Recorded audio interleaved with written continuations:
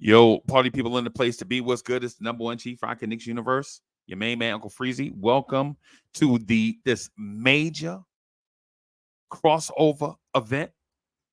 Man, I'm super excited to be joined by our homeboys, man, our family. We are gonna rock the spot for the next 90 to 120 minutes. But before we do that, where's my camera at? Why does my camera look weird? All right. So before we do that,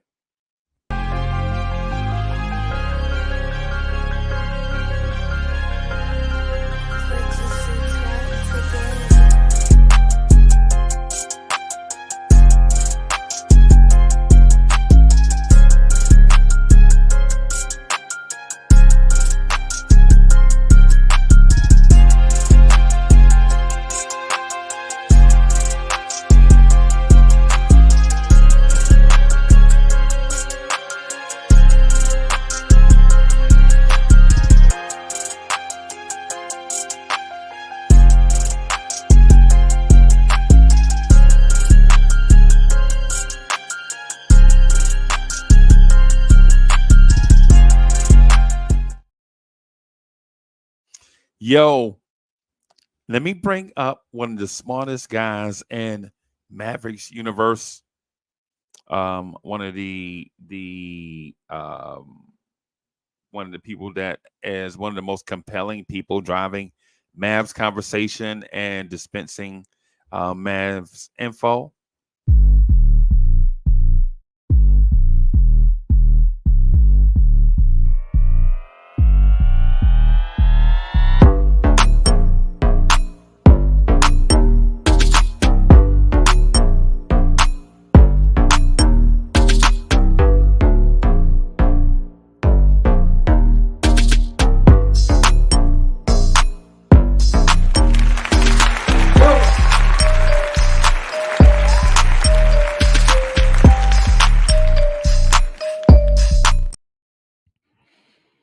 Yo, let me also bring up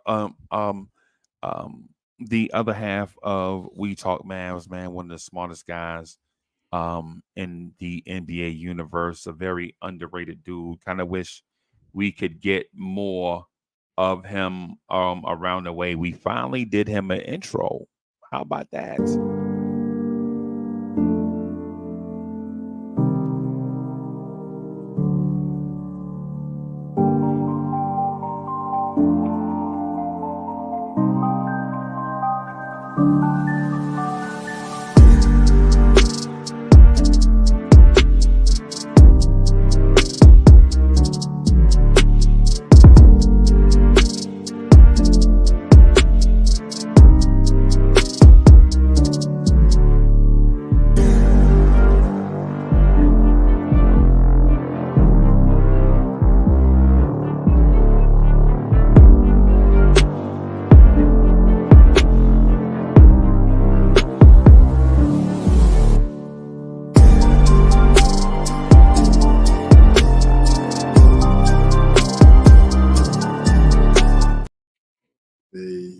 And ladies and gentlemen, last but not least, man, our homeboys, man, the crew, man, shout out to everybody watching us on We Talk Hawks right now. Man, one of the most crunk fan bases in the NBA. They led by my man Damon. He bringing on mad people. They show him mad love and support. Before I bring him up last, bro, because the following is bananas. The following is bananas, man. Y'all show some love for our guy, man, Damon and Atlanta analyst. I can feel the blood creeping up from the heathens. Got will, got fight, got pride, got reason. If they wanna go eat, then you know I'm gon' feed them. If you're coming for me, hope you're ready for a demon. I got eyes in the back of my head, I'm seeing. Take me for granted and you know I'm leaving. I'ma take what's mine with the webs I'm weaving. I could take this crowd from seeing to believing. Got a taste for blood and my tongue keeps bleeding. From the words I spit, so sharp, so freezing. So cold, behold, frostbite they feeling. I could tear you apart. Gents, we here, we in the building. What's good? What's good? What's good? How y'all doing tonight, man? What up, Breezy? Appreciate you. Yo, we here. It take a lot of planning to do a crossover joint, bro. You just can't step into it. It's not just as easy as clicking a button and showing up, man. It take a lot of planning. I'm glad that y'all here with us. I'm glad to be a part, man. Um, um, NBA basketball fans, I am certain are ready for us to talk that talk the way that they like to have that talk to them. Y'all ready to chop it up and get it started? Yes, sir. Get to it, baby. Yeah, man. Yeah, man. So I want to get right to it. The first thing I want to say is the Dallas Mavericks are only going to win 37 games, but I'm gonna save that for the end.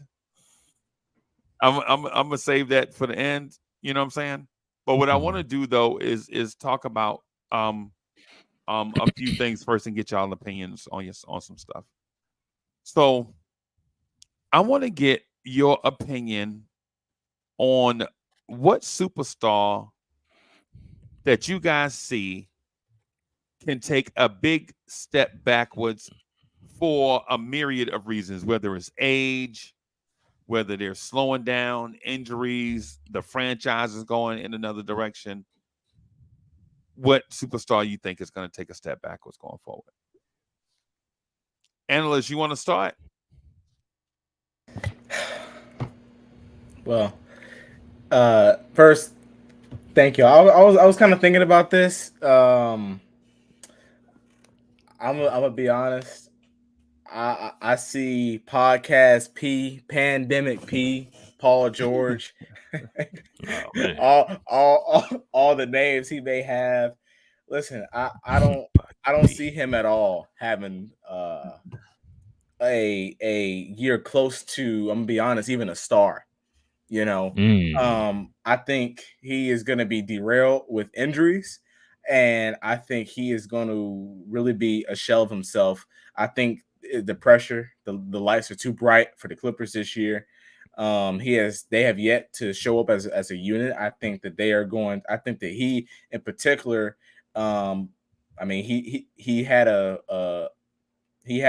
in my opinion, an average year last year, and I think, going into the 34, 35, I think he is on a huge decline. Okay. All right. Demond, you got somebody you feel like is going to take a step back this year? I mean, the easy answer would be James Harden. I mean, but I really want to go with Kawhi Leonard. I'm gonna go with Kawhi Leonard. Don't know if the new mandate they started, the 65 games you got to play now if you're a star on it, and how they trying to control the load management. I don't know how that's going to affect him, because I don't even think he's going to play 65 games again. So I mean, when his output and availability compared to the money he making, I think he's gonna take a step back, man. I think a step back for him probably gonna have the same year he had this year. Barely played, non-impactful, overpaid. Ooh, bro. Yeah, man, that's interesting, bro. So we talking about Paul George and Kawhi Leonard? King, you got somebody you think is going to take a step back, a superstar? Would it be wild if I say LeBron?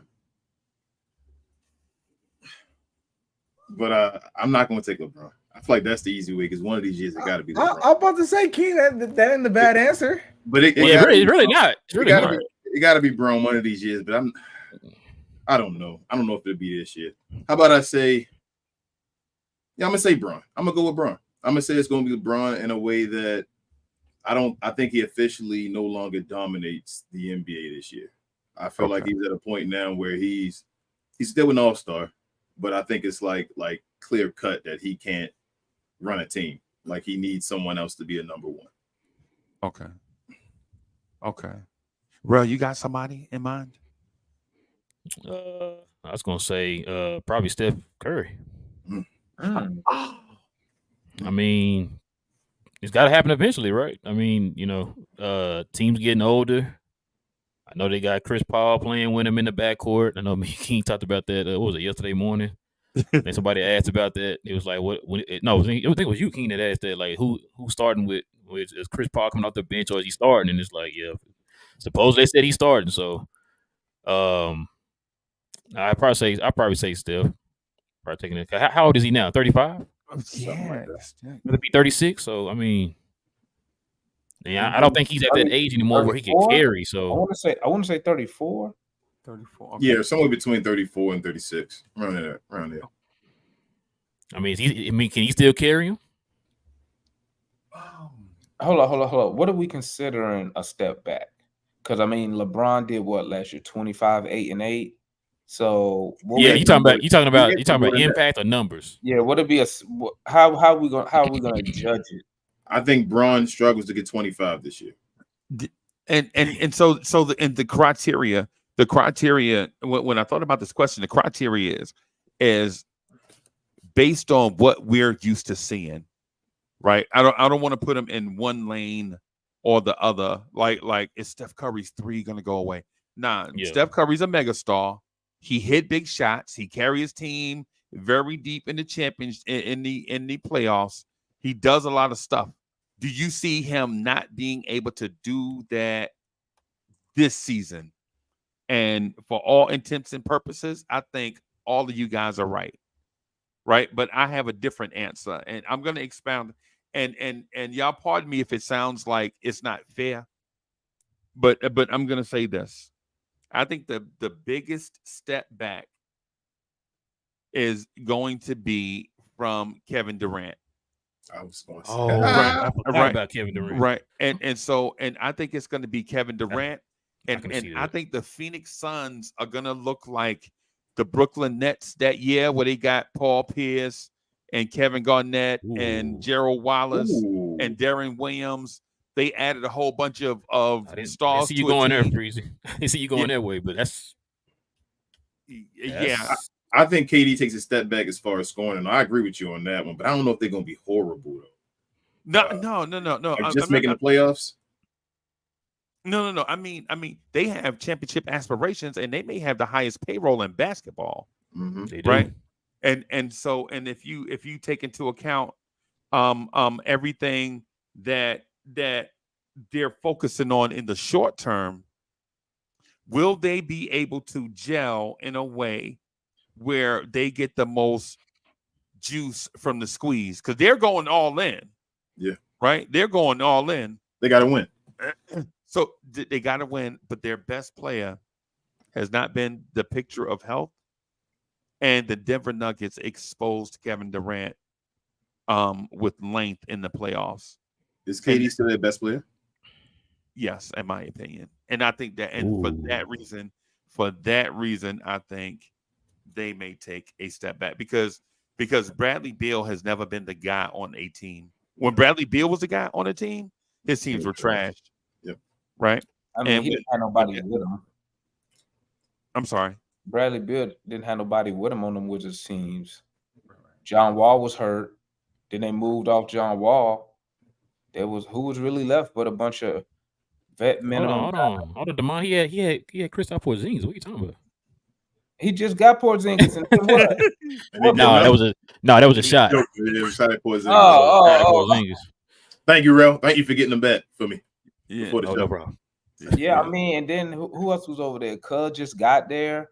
I mean, Bill been there he was over there for 10 years. Right. Am I right? Dang, was it 10 years? Yeah, it was about 10 years. Bill was there for a second, bro. Yeah. Okay. So I mean, I think Brad Bill and the boys gonna get it. Okay. Wait, did they gonna win a championship? What you said? What you saying? No. Oh, just they gonna do good. They're gonna be solid. Man, top 4 seed. I believe in that motto, man. Good players can play together, dog. I mean, they got some firepower. KD, Bill, Booker. Still got Ayton. I think their depth is good. I think Eric Gordon is going to be a piece that is going to pay off with them adding in the offseason. I think that's typically a piece that, for instance, the Lakers, they have all those vet minimum guys. I think that's a piece that they would be looking to add at the deadline, but they already have it. And then Kid Bates, Diop, and Yuta Watanabe. I just think when you're so top heavy, you really need just role players that can play a role, that can knock down an open three, provide size at certain positions, and do the little stuff. I think they have a really good team. I typically don't say that about star driven, star heavy teams, but I think they have a good team. I think it's balanced. Okay. Hey, I'm gonna just say this about Kevin Durant. His built-in advantage is dissipating before our eyes. Yep. Right. It's like LeBron James's built-in advantage is dissipating right before our eyes. Now, I'm not saying it's precipitous. I'm not saying one day. I'm not saying he's Curtis Martin, where one day he rushes for 1,500 yards and the next day he washed up. What I'm saying is Hall of Famer though. Yeah, he was a Hall of Famer, but and he had a Hall of Fame career for a extended amount of time. But I don't care how fast you are in the 40, you're not gonna outrun Father Time, bro. You know what I'm saying? And that's what I'm saying about Kevin Durant, that built-in advantage where the above average athleticism, the generational shooting, you know what I'm saying? The height to agility, you know what I'm saying, combination. I think when you can be guarded, when Michael Porter Jr. can make you miss a shot, I'm saying it might be time. So you saying you still think that Kevin Durant is the best player on that team, even with what Booker did last year? What I'll say is that Devin Booker is an excellent regular season player. I mean, I agree with you, Freezy, but he was better than Kevin Durant in the playoffs last year. Yeah. He was better than Kevin Durant technically was in the last two playoffs I've seen him in. Right. Yeah, I wanted to take a shot. I just appreciate it for that, but yeah, King's right. So how old is KD? How old is KD? 35, 36, something like 36, something like that. Yeah. He ain't that old. Yeah, I think KD is about that old. He about that old. He 30. He 34, 35. Okay, well, I think KD is already taking a step back though. Like it is what it is. My point is just like look who we talking about. We're talking about a 35-year-old, and what's LeBron 40? Just about. Like we're talking about a 40-year-old taking a step back. Like that's crazy when you think about it. Yeah, a 40-year-old. I mean, last year he was. Is LeBron 40 or is he 38? He turned 39 this year, I think. He turned 39 this year. I think in December, I think. Yeah. Bro, that is crazy that he averaged 25 and 5. What was it, 25, 8 and 8 or something like that this year? Yeah. That's crazy, man. Like that. But KD is already taking a step back, though, if people want to admit it or not. Like, first and foremost, he can't stay on the court. Right. Since that Achilles injury, he's not been on the court at all, like majority of the season. His defense. Did he really want to be on the court with the Nets? I think some of them games he missed was BS. I mean, as soon as he got to Phoenix, though, he got hurt. Mm-hmm. Yeah, he got hurt in the layup line. Yeah, the layup line. Layup line. Yep. His defense started taking a turn towards being okay in Golden State. His defense is not good at all anymore. Like he can't move laterally on the defensive side, and he doesn't really go to the rim anymore. Like luckily, he is that KD that can shoot. I feel like if he wasn't KD that can shoot, his game may be a little at this point. Yeah. Hey, y'all. Hey, just really quick. We have a superstar backstage. I got a surprise for everybody. We have a basketball aficionado backstage. Y'all put y'all hands together for our guy.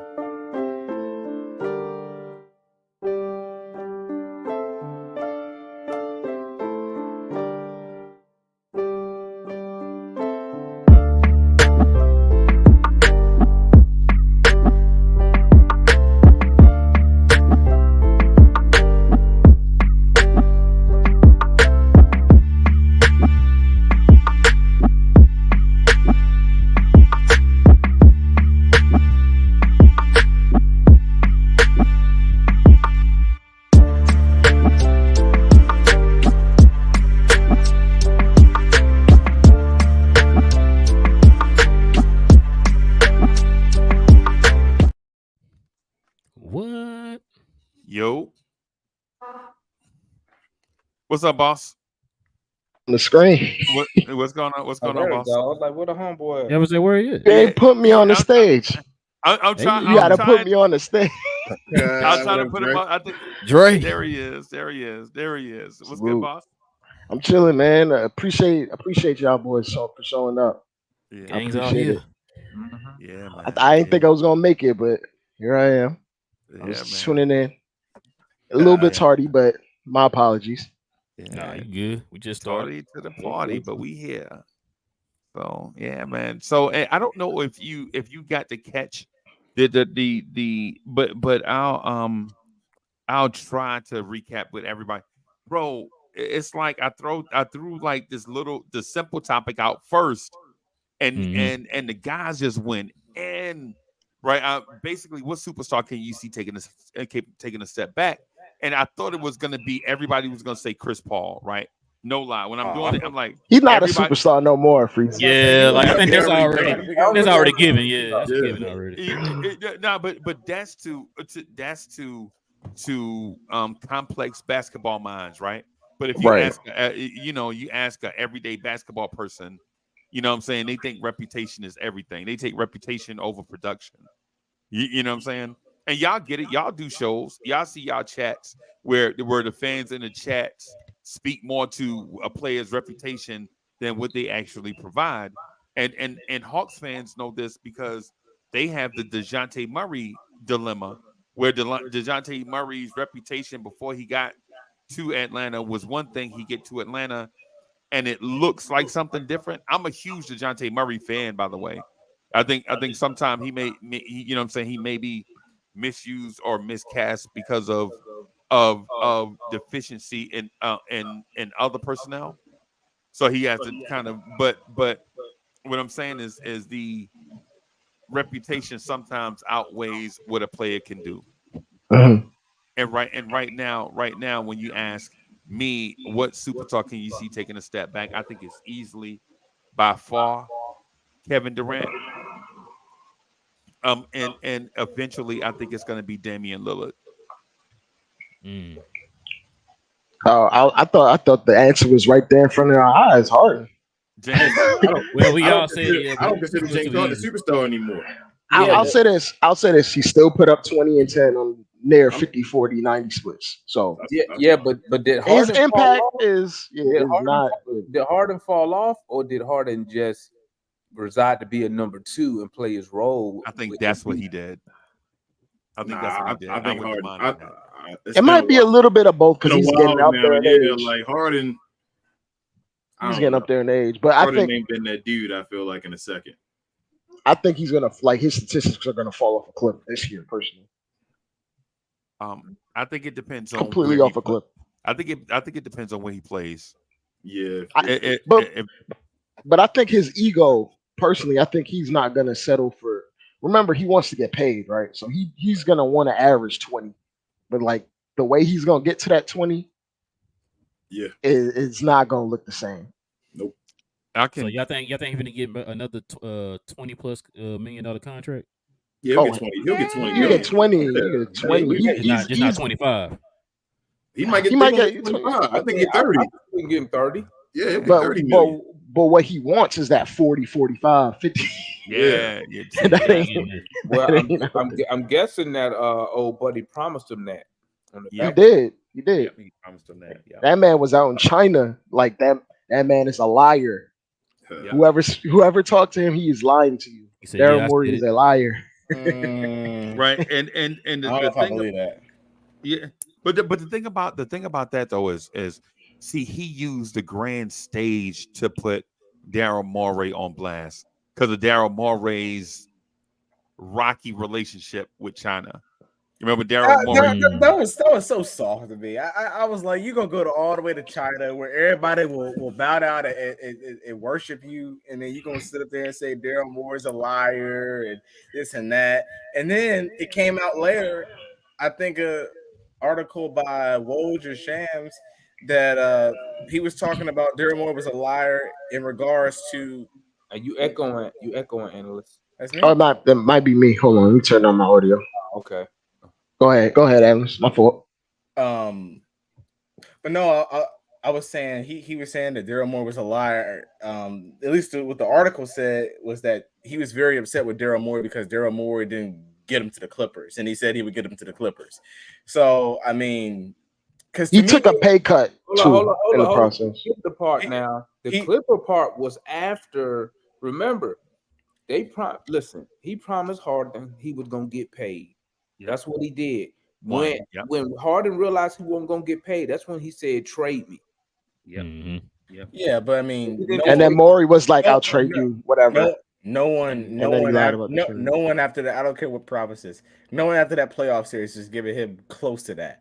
No. Houston opted to sign overpay Fred VanVleet and made the deal with Harden. The man made the deal with Harden before the season, bro.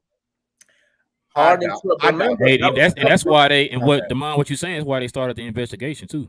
Remember Murray, that's Harden's homie. Yeah, they homies. Do you think if Murray wasn't in Philly wouldn't have gave up all them assets for James Harden? No.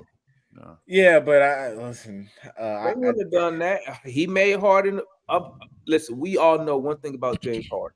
That dude about his money. We know this. Right. By the bag. He about his money more than he about his game. Right. And I believe we all saw that in the playoffs. That catastrophe against Boston. See, Harden's poor play in the playoffs is what messed it up. That's what I'm saying. Like he can't. Listen, when he made the deal before the season, he probably thought, "I know Harden gonna show up for the playoff. Woo. We gonna re-sign him to the deal." He was wrong. He sucked in the playoffs. Trash. Yeah, well, I'm not gonna say all of it because didn't he lead him in game 1 against the Celtics? He dropped 40 in 2 of those games. Yeah, so he would go like back and forth in all those games. Yeah, he was like up and down. Yeah. So Harden showed up for a couple of those games. Remember, that was supposed to be an NBA team, but at the end of the day, I believe he made a deal with Harden. Time came up. He didn't want to pay him. When Harden messed up, he opted in. And I think Harden opted in to try to hold the Sixers like hostage. Because he did. That's what made no sense to me. I'm like, okay, they jerked you. Why would you opt in? Now you stuck with him. Right. Actually, I think the reason why he opted in is because you weren't going to get that money from nowhere. Yeah, the money, the free agency period was already locked up at that point. So they could have just traded him with that contract to another team, and then whatever team you went to, then you negotiate the extension and all that stuff. But yeah, he wasn't going to get that. What was he getting? Like, was he getting like 35 or whatever? You're not getting 35. To be fair, he wasn't extension eligible because of the rules. Like the Sixers, as soon as he opted in, he couldn't get an extension from them.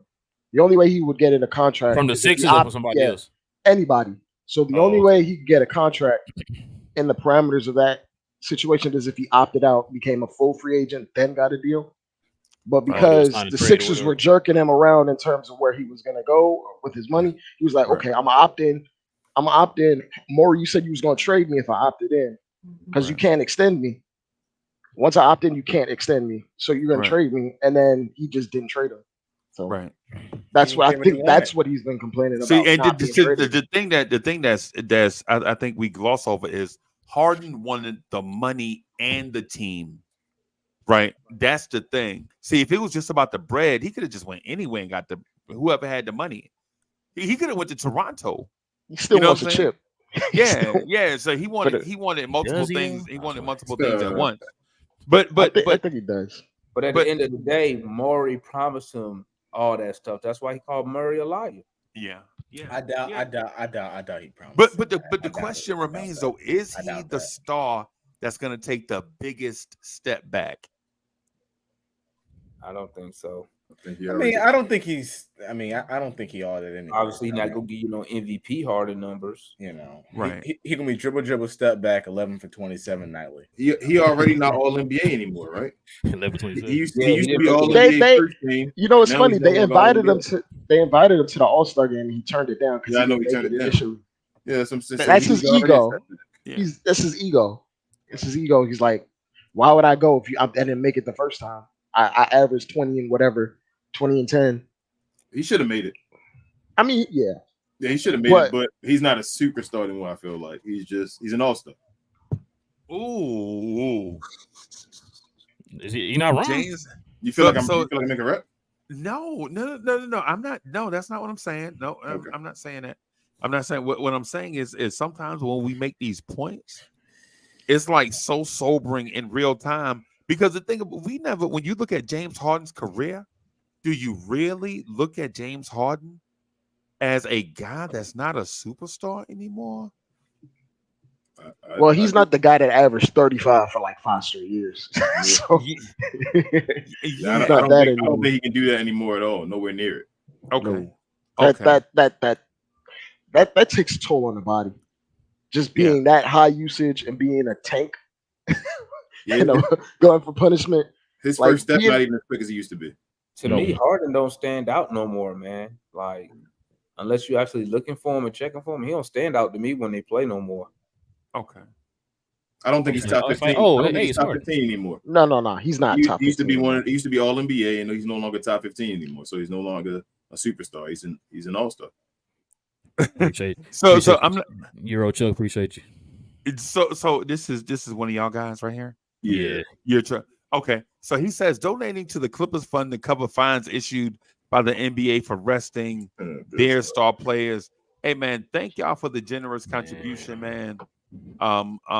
Appreciate y'all for helping support the channels, man. All these 52,000 bills we be having just to come rock, just to come rock. Bills. Yeah, bro. Yeah, y'all. So salute to everybody that support in however way you can. I want to say shout out to the chat also. I see Julian Blum in the building. I see Xavier B. I see Richard Case in the building. Pharaoh is in here. Georgia Kid is in here. Ribs is in here. There was somebody I saw a Mavs guy, and Juan Stockton is in the building. Antonio Starks was good. I saw a Mavs person in here that I'm always. I started a comment. Div. Oh, my bad. Shout out to Div. But I started a Mavs question. I guess we'll get to it, but I'll start things as we go through. So if you have any questions, particularly for guys on the panel, just drop them. I'll star them. We'll come back to them. And we're trying to get to as many as we can within the time that we have allotted, right? Yeah. So here's the thing. I have something else for everybody, right? So I have something else, another question for everybody. I'm gonna take this down so we can put this up. What NBA player is flying under the radar preparing for a huge breakout? Okay. Right? It could be on your team. It can be on somebody else's team. It could be a guy that's been trending that way, or it could be a new guy, brand new into the league. Since we started with analyst first, and he spoke for 39 minutes, we'll start with. I'm just joking. I'm just joking with you. Double A. I'm just joking with you, Double A. No, we'll start with Rel this time, and then Dre and I can be last in this one. Mm-hmm. Rel, yeah. Do you have a player that you feel like is flying under the radar that's preparing to be a breakout star? I can't think of it off the top of my head. Now, when you say saying like a legit superstar, or is saying somebody's going to take that next step off the radar, like you set the parameters on this, right? I was going to say because like a guy like a because if they're a star right now, think about what I'm asking, if they're a star right now, they're not off the radar. Mm-hmm. Yeah. Okay. It's kind of like an example right there. They had Brandon Ingram. Like he went 1 year being so-so, then he jumped right into the all-star category, averaging 23, 24 points per game. Right. And making all-star most improved, something like that. Right. Anybody you think that might be in that most improved category? Because I was going to say somebody like a Shea Gildress or something like that. I thought maybe he'll take that. Yeah, that's what I'm saying. That's like how you wanted to do it. Because I was going to say he can. I feel like there's another step he can take. Right. You know but he's not flying under the radar at all NBA. You know what I'm saying? No, I hear you. So I don't know if he on my team. I can't really think about anybody else's teams. I got one. I got one. You want me to I go got first, one. Freezy? Yeah, you go ahead, man. Give me time to. Yes, sir. Yep. I'm gonna go with Cade Cunningham. Oh, that's a good one. Whoa! That's a good one. I think Cade's an all-star this year. I got one. I think Detroit first with the all-star. I mean, playoffs, and I think that he's that dude this year. Okay. As long as he stays healthy. Okay. I think he'll be healthy this year, bro. I think he will too. I think it was just kind of like a little fluky thing that happened. It's gonna be like way left field, but I'm gonna say Von Wagner. Oh, that's a good. That's a Yeah, that's a real good one. Yeah, right. And the only reason why I'm saying that because of what he did in, of course, I know Germany won the FIBA, but like what he did in Germany, I think it was Wilson Tsai, I believe. I think he had a video talking about it. I think it was him. I can't remember who it was, but they had a video talking about his progression and where he's at and where he's coming from. And a lot of people are sleeping on him. Yeah, and I think with that FIBA turnout this year with him, I think he's gonna take that next step. Wow, that's a real good one, bro. Wow. So we have Wagner, man. That's amazing, bro. Cade Cunningham, bro. I have a feeling. I'm excited to see Cade. I have a feeling this conversation is about to be 40 minutes, man. Damon, you got one?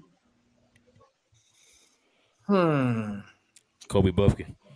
Kobe Buffkin. Cody Zeller. But if I had to name one from the Hawks, I gotta go with Jalen Johnson. The dude can pretty much do everything. Just need to see what his 3-ball looking like. Not on the Atlanta Hawks. Under the radar. You know who I think gonna have a good season? And I don't know if y'all consider him under the radar. I think Dennis Schroeder gonna have a good season this year, dog. After that display he put on in FIBA. He finally gets to be the lead guard after how many years since Atlanta? And nobody behind him. Like their backup point guard is who? I mean, I don't think nobody. Malachi Flynn. I mean, come on. So what team does he play for? Raptors now. Raptors. Oh, he gonna be running with Siakam, who trying to get that max money. So know he gonna go out there try to show out. He still got Anunoby out there with him. Scotty, Gary Trent. So he got a squad around him. I think he gonna have an amazing season, bro. Because Dennis, one thing about Dennis Schroeder, bro, is, and I really realized it once he left Atlanta. Like that dude, he brings attitude to a team, bro. Like he a pest, he a menace. He be getting altercations. Like he brings aggressiveness, and he brings just like confusion. Get players mad. And he's a good teammate. Yeah, I think he's gonna have an amazing season. Yeah, you saw what he said to Austin Reeves, man, when they lost, when they beat him and stuff. So, I mean, everywhere he goes, his teammates usually love him. So, yeah, I think he's gonna have a good season with Toronto. I can see that. I can give mine, or you got one? Analyst. Yeah. Did analyst go? Yeah, no, I've been mulling over two guys over here. Okay, but I will. I don't want to go. I don't want to lean either way, like away from either two of these players. But I'm gonna throw out the first player that I thought about. Keldon Johnson. I think with Wemby and the rest, I think they added a few more players that can try to progress their rebuild to try to make strides towards, getting closer towards the play-in. But I think he's going to be a big part of that. I think, obviously, Wembanyama, until he proves it. As of right now, we haven't seen him play in a regular season game. Keldon Johnson is the best player on that team. Hey, you forgot one person though, analyst. I don't think King and Real mentioned him. I thought they did. What about Dwight Powell? Yeah, Dwight Powell, bro. Yeah, y'all did bring him back on that 3-year deal because y'all that 3-year max. Good night, everybody. that 3-year max. He's the new trash can juice, ain't he? Yes, no, but y'all, he was a priority. he is the trash can juice. Wait a minute, hold up. Oh, Nico Harrison. I thought like trash can juice was like a title bestowed upon guys. Oh no, yeah, it is. He got it. He's his now. He's his. Nico Mavs Harrison is like, no, we don't need DeAndre Ayton for what? we got Dwight Powell. Nico Harrison He's about to have an amazing season this year. Bro, he said he was a priority. He said he was a priority. Hey, I hope he does. So we can move him up out of here. Yo, so I got having the Dwight Powell press conference on ESPN. The decision. So I got Keldon. Another guy I was mulling over was Scotty Barnes. I think bringing in their new coach, Darko Rajakovic, I think it was kind of pushing the interview process and really pressed from Masai Ujiri that, listen, we want this to be Scotty Barnes' team. We don't see Pascal part of this team long term, and I don't think they think OG Anunoby and Scotty Barnes can be close in talent. I think they think Scotty Barnes is going to be the franchise cornerstone. So I think there's just going to be a lot more attention put into making sure Scotty Barnes is that dude, at least this year or going over the next couple of years. Okay, he got to be consistent, man. Okay, you gotta learn how to shoot. Yeah. I think it'd be fun. It's just sophomore slump. It'll be fun. Yeah. I got two as well. Might be a cop out, but my first one, by no means will this team be good this year. But I think Shaden Sharp is gonna go bonkers when he has the ball in that up tempo system. He's gonna average 22, 23, 24. Right. Ooh. Jumps off the athleticism on 54% from the floor. That's most improved player of the league right there. Yeah. Is it most improved? Is it his second? I mean, he wasn't averaging no 20. I'd say. Yeah, 20, 24. That's coming down the stretch of this regular season, the last 10 or so games, he was putting up 25 points per game. Yeah. Oh, okay. And that was because they were benching guys and they were pushing him out and they were starting him and featuring him. Now when they bring in Scoot and we know off the rip with Scoot coming in, they're gonna be playing more up tempo. Not very disciplined basketball, but they're gonna get a bunch of possessions. They're gonna be up and down the court playing together. If Damian Lillard is gone, right? Bro, Dame is showing up. I think he's gone. I don't think he's ever playing another game for the Blazers. Chauncey Billups might as well go on and stay seated on the bench and just let that young athletic team that can't shoot just run up and down the court and turn it into a dunk contest. That's gonna be the team that's gonna have the most dunk contest players. It's gonna be the Trailblazers. You're gonna be sitting there running to dunk contest. My other one, I think Jalen Green is gonna actually take a step this year. You think he's gonna pop? With more structure and guys on the team that will hold him accountable, an actual point guard on his team. Right. Other guys that will be able to defend for him because Dylan Brooks will take on the challenge defensively. He'll have more opportunities just to be the scorer that he was drafted to be and nothing else, and not really have to focus in on being a playmaker for others or play defense or these other things. I mean, it's a bit of a cop out just to say he's just going to be an offensive player, but his skill set, his offensive skill set, and his ceiling, I think, and not right now, but in the future, it wouldn't shock me if he became like a 30-point per game guy. Yeah, I was gonna go with Dylan Brooks. Really? Yeah. Oh. Who? He has all the tricks. Yeah, you're right. Who? His name is Who? He's right. Come on now. I mean, he put away Team USA. He put away Team USA. He was. We go by Finals MVP. He was the best player in the world, man. What you mean? Hey, bro. He put a 40 piece on Team USA. Yeah, he was the best player in the world. Dylan Come on, Brooks. don't do that, man. Stay out of there, man. Stay out of there. No. All right, so y'all know I'm a Knicks homer, right? I can't help it. You know, I think the Knicks are gonna win 70 games this year. I only said just 70. I thought it was 73, 74. I only said 60, for the record. So no, I thought y'all were going for the record 82-0. Hey man, why not? No, he said 83. You know what he said. Yeah, we got Josh Hart, bro. Anything is possible, bro, with Josh Hart, bro. So if you listen to Knicks fans, bro, anything is possible with Josh Hart. But here's my thing. Here is my sneaky player off the radar that I think is gonna explode into into superstardom, right?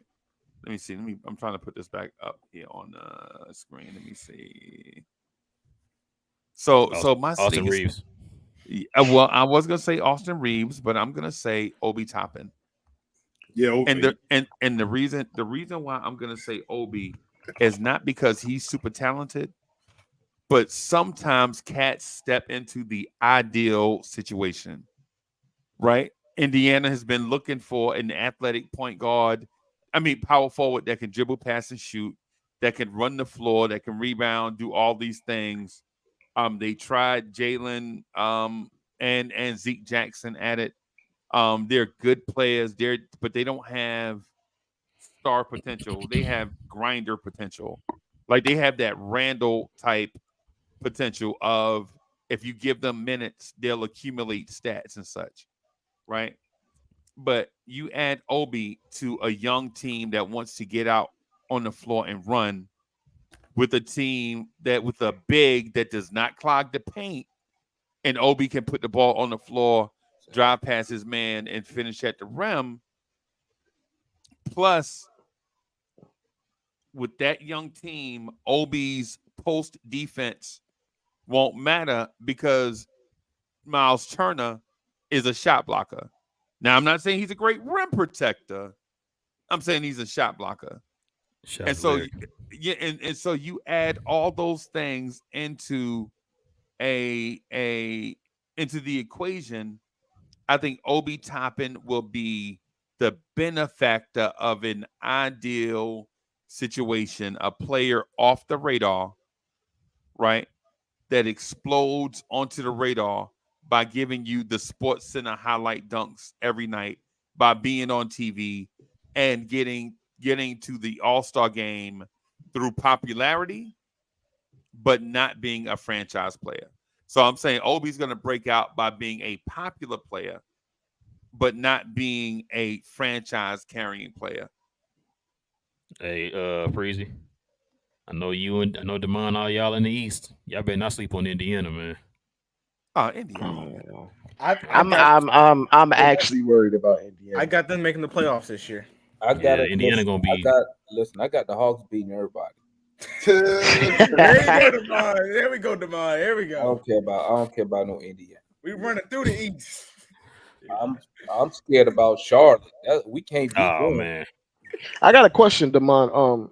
Not to detract too much, but what is your projected starting lineup this year? Oh, that's easy. Trey, Murray, Hunter. It's probably gonna be Capella and Jalen. But who at the 4? Jalen Johnson. Okay. JJ, yeah. Okay. Yeah. Mm-hmm.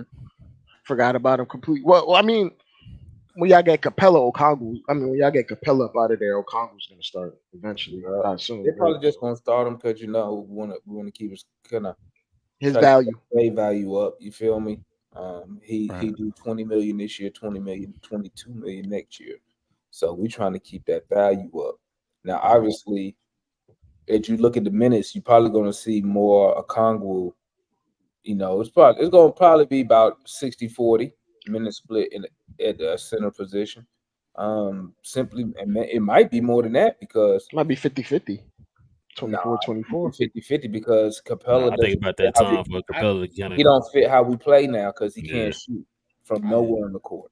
And you're talking about a guy that absolutely would benefit change of scenery. I think it's Clint Capella. You know what I'm saying? Clint Capella, good player, man. He what you call it? He a dinosaur, man. In today's basketball, that big got to be able to at least shoot from the free throw line. He can't give you really nothing on offense. You really have to spoon feed him. And if you take him out the pick and roll, what you gonna get from him? You can't throw him the ball. Right. Raise your hand if you've seen this dude do some post move. He ain't doing it in Houston. Dwight Powell. I mean, he ain't doing it in Houston. Sound familiar, huh, King? Yeah, that's what I be talking about. Capella, can't nobody tell me what has he ever added to his game. He's the same. Capella makes Mitch Robinson. Mitch Robinson makes Capella look like Hakeem now. I'm not gonna lie. If you can't run a pick and roll, Capella pretty much uses on the offensive side of the ball. Bro, you see what I mean? Remember the question I asked you earlier when we were on the phone? about the what adjustments are the league making, and I asked you what position is winning the league MVPs and what position was the number one pick. You see what I mean? Sinners, yeah. I think it's the evolution now. Those rim running centers are being phased out, outdated, right in front of our eyes. And I know people are saying, "Yo, you need a rim running center in the pick and roll." Man, nah, the league is a league of adjustment, man. When every time that so if you noticed, 3-point shooters took over, right? The adjustment was 3-and-D guys. You get guys that can defend the three and shoot the three, right? And then when you got 3-and-D guys on all over the floor, you were like, no, we need more skill. You know what I'm saying, to take advantage because these 3-and-D guys are slowing down the game, right? So now, dude, 6'11" are handling out there like they're Allen Iverson. You know what I'm saying? And then now you got those skinny guys. You know what I'm saying? You see how the league always 5 years, 5 years, 5 years, 5 years. They always. Yeah, that's the reason why I asked the question. It sounded silly when I first thought about it. And then after I thought, I was like, wait a minute. The last 4 league MVP have been bigs. The number one pick in the draft has been a big. And we're talking about Clint Capella. A big that can shoot. A big and pass. The ball right. IQ. A big that can give you a triple-double. A big that can shoot the three. Clint Capella can't do none of that. Right. But 2 blocks and 10 boards. Right, but what I'm saying to you is this: the compensation when you compensate for the skill player, you know what those bigs have a fundamental lack of ability doing? Defending in the post, because these dudes are 7'1", 220, right? Now you get a physical dude down there. They can't stop Jokic, right? We're watching it. Jokic looks like the greatest player in NBA history right now, because he is playing in an era where centers can't defend in the post. If they block a shot, bro, they building a stadium for them outside the arena, bro. You know what I'm saying? Like think about what Dwight Powell is right now, right? Dwight Powell, man. He says stop. He's one of a kind, man. It's for me. It's hard. He definitely one of a kind. I never seen it. Hey, Demond, he was on my free agent list. I'm just saying, man. I was heartbroken. Who? Dwight Powell? Yeah, I texted real. I said, you know, text me. I said, you know, I'm not in the mood right now, so I'm not in the mood. I told her it was happening. I'm like, no, can't be. It can't happen, man. Like, nobody would pick this guy. This 3 years. 3 years. Y'all gave him more than a vet minimum, which is crazy. Bro, the Dwight Powell got more from us than Christian Wood got from the Lakers. I still don't understand how y'all fumble that Wood bag, man. I thought Christian Wood was nice. Man, it's a different show. I thought we were talking about who's next. Hey, if you want to find out, just go back to our last 2 shows we had. Yeah, 2 straight shows. I got a Band-Aid on that now. I'm good. Lakers got him for the dirt. Yo, let me. Hawks should have been trying to get him. Yeah, I got nobody wanted him. And I'm not doing this intentionally, bro. Right? I got to put a rock in King's shoe, right? And it's not intentional. It's just he said Cade Cunningham's name, and I've been off Cade's bandwagon. Right when I thought he was going to be the savior of the NBA. Right, but right now I think Cade Cunningham is Brandon Roy. Right, and no disrespect to Brandon Roy, because Brandon. You talking as far as health, right? What you talking about? Yes, I'm talking about career trajectory. That's what I'm. Because Brandon Roy was one heck of a player. We let's not disrespect Brandon Roy, bro. Because when he was healthy, those 3 years, Brandon Roy was a baller. Even when he wasn't healthy, he was cooking. Yeah, I know the man. Yeah, remember that 2011 first round. Yeah. He cooked us. Was it game 4? Yeah, game 3 and game 4. Moving like an old man. No kneecaps. But the thing about Cade is Cade's going down this road where it's like every time you turn around, Cade Cunningham has some injury that's keeping him out an extended amount of time. And yo, you like, man, you just can't spit on that and come back. He had to get surgery on his chin this year, though, didn't he? Yeah, I'm afraid of that. I'm afraid of surgery. surgery. When young guys get surgery, though, I do get scared. I'm not gonna front. You say Grant Hill? Yeah. Just people in general. If you get a surgery, it's usually gonna linger. Something wrong. It's like the Jets veteran quarterback thing. Every time they go get a veteran quarterback, you know what's gonna happen. Oh man, right? It's like every time Portland drafts a big man, you already know what's gonna happen. That's crazy. You had to go there, Freezy. You had to go there. It just happened, bro. Like you. Oh, it's still too early. The wound. The wound is not even bandaged, bro. My Major pause. I ain't even got no Neosporin on it. No nothing, man. You just my bad, bro. my bad, bro. But the thing is, but the point that I'm getting at is with Cade, it's very, very early for Cade to be having like the old man injuries. Mm-hmm. You know what I'm saying? And he's already not super athletic. He's already skill oriented. So and to me, I think if he stays the picture of health, I could see him ascending into mega stardom just because of his basketball IQ, his ability to pass with both hands. If he gets a semblance of a shot, he'd be one of the most deadly weapons in the league. But the thing about that is injuries don't care how tall you are or how athletic you are, bro. Injuries will catch any random person and derail something. You feel me?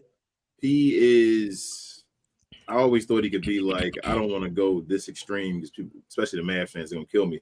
But he's a more athletic and not even extremely athletic, but Luka Doncic in a way. That's what I see him as. Like, I feel that he could be that if he becomes that. He's one of the guys I'm afraid. I'm not I'm afraid of, but I'm worried about as far as being the next, like that came behind Luka Doncic, and I'm worried about. So, but we'll see though. As far as the injuries with his shin and all that, I don't like that he got a surgery. That does worry me. Yeah, whenever you get surgeries, but he did cook Team USA though. Yeah. I mean, a lot of people cooked. But for that reason right there that Rel just said is the reason why I call him Brandon Roy, because in the stretches that he's healthy, he looks fantastic. But so he's like Penny in a way. Big point guard, not super athletic, but athletic enough. He plays defense. Plays defense. Yeah. K play defense. He plays has a crazy feel for the game. Extremely high IQ. I'm gonna keep it real, man. Kay Cunningham boring as hell, bro. That's fine. Sometimes the boring one's the best. Not everybody can be 5'11" point guards that shoot from 45 feet. I was not excited. I was not excited about that number 1 draft pick, bro. I was like, Kay Cunningham, this dude not gonna come in and change nothing. Wow. He not no superstar. He be an all-star play. He not a superstar, dog. Okay. I mean, what he gonna give you another year? What, 15? Probably 18? He don't get to 20 this year. I think he'll pick 20 this year. He ain't that guy. Yeah, they didn't have two. Come on, they got the biggest acquisition of the offseason over there on the sideline. And he barely played last year. They got Monty Williams going to coach about. I don't know who they think Monty Williams is, man. I don't know who they think. I don't know who they think he is. I think he should have been rookie of the year. You should have. Talking about Cade? Yeah, Cade. I think the only reason is because Scotty and them got to the playoffs. And Cade started off slow, but Cade, by the end of the year, he was cooking. He was cooking at the end of the year. By the time December got here, he not going by the end of the season. He was the best rookie out there. He's better than Scotty and what's his name? He was cooking and adding another top 3 pick to the team. I mean, but that bad team. It's a bad team. He was the number 1. Yeah, nobody else had to be a number 1. I mean, if he played with Pascal Siakam, he would probably look a lot better. How many championship teams get the number 1 pick? He ain't gonna average number 1. I'm just saying, he ain't gonna average 20 points, bro. I got a question for y'all. He would average it last year. I got a question for y'all. It's not one of the things I showed y'all prior to the show, but since we went down this road, I want to bring it up. What is it going to take for Atlanta to get Pascal Siakam, and is a Pascal Siakam trade even worth it if you have Jalen Johnson? He trying to start stuff. Yeah, I'm gonna say DeMond just had a video on this a couple days ago. He trying to open that wound up. He want DeMond to go off. That's all. Come on, DeMond. I didn't see the video, bro. I saw they did. I saw they didn't want to do the trade because they didn't want to throw in Bofkin, I believe. Am I right or am I wrong? Don't do that to the ball. Don't do that to the ball. Take a deep breath. Bofkin is the GOAT. Javon, go ahead and take a deep breath. And Gather your thoughts. Yeah, Like we I don't have said, Spider man. because we didn't want to throw in Grimes, and Like I they said, don't bro, have it's a Siakam. difference. You said between- Aiden. That's a prime example between the Atlanta Hawks and the LA Lakers. Lakers make that move. You say F them kids. Lakers make that move. I mean, look at them. They got rid of Randall. They got rid of Ball. They got rid of Ingram. They ain't care what their potential was. They got rid of them to go get who? And Josh Hart, Kuzma. AD. yeah, they didn't care about them dudes, man. They was like. Meanwhile, we over here concerned about a dude who ain't even played an NBA game. Now I'm gonna say this. I don't know. We don't know the true story. You know what I'm saying, of what the actual deal is. So I'm not really gonna get too upset. You know, I calmed down from when I first read. When I first read, I was fired up. But yeah, the ball was somewhere yeah, in a field doing a YouTube short while we doing a live. I was mad, bro. I was so mad I couldn't even wait to get home, bro. I was at my son's basketball practice. I did a YouTube video right there, so that I couldn't even wait, bro. Like, but I mean, on the bright side, his name is Kobe. So that's Kobe. Yeah, he gonna be balling right out there. He gonna be down there in college. Oh, dude. That man name is Kobe B. Yeah, he gonna be in college park getting trained up. But like I tell people, man, I ain't got time. I ain't got time for no more hope, bro. Hope this dude be this. I ain't got time for it. Trade them boys. Go get proven champion, proven all NBA player, a proven number 2 on a championship team. That's what he was when Kawhi was there. He was the number 2 option. So he a proven number 2 on the championship team. And he's gotten better since then. Yeah, we know, but I ain't mad at Siakam though, man. Cause like I said, when the rumor first started, Siakam will be a damn fool to leave. Cause if he go all NBA, he get that bread. We know that's what he's going after. He's going after that check, that all NBA this year. Right. You know, that's another reason why I said, you know, I think Dennis gonna have an amazing year. That dude going for that. He going for all NBA, bro. He's gonna try to average 25. Yeah, so he'd be a fool. He'd be a fool to get traded, bro. That's why he came out and said that, you know, I love Toronto. We know that's a lie. You seen that Jaylen Brown money? He's like, yo. I mean, yeah, that's why I ain't mad. Where's Toronto now? I ain't like 300 of them things. Word. 300 so much. 5. 300 with no left hand. No left hand, bro. Y'all hear they saying Luka gonna get 85 mil? So what is that? What is that number? He's gonna get a 6-year, 85 million. No, it ain't gonna be a 6 year. It can't be 6. 5 years. 5 years. The last year of it will be a $85 million. So it's gonna increase. I mean, it ain't our money. Come for them boys. I mean, he's worth every penny. Every penny. He's underpaid at 85 million for what he actually generates. So he probably generates $500 million just by existing every year. Just by them, just by living, just by him printing his last name, on a jersey.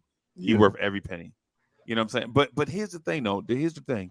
I think Atlanta, and I'm not an Atlanta fan. Or let me say it differently. I do watch Atlanta a lot. I root for Atlanta. I'm a Knicks fan. I'm down to my heart, bro. I bleed blue and orange. But I go to a lot of games in Atlanta. Be down at Hudson's trying to drink up all the Bud Light. You know what I'm saying? you know what I'm saying? Trying to eat. Yo, I love the cheese sticks at Hudson's and all the restaurants. And shout out to Atlanta, right? Boy, they got fire food down there, man.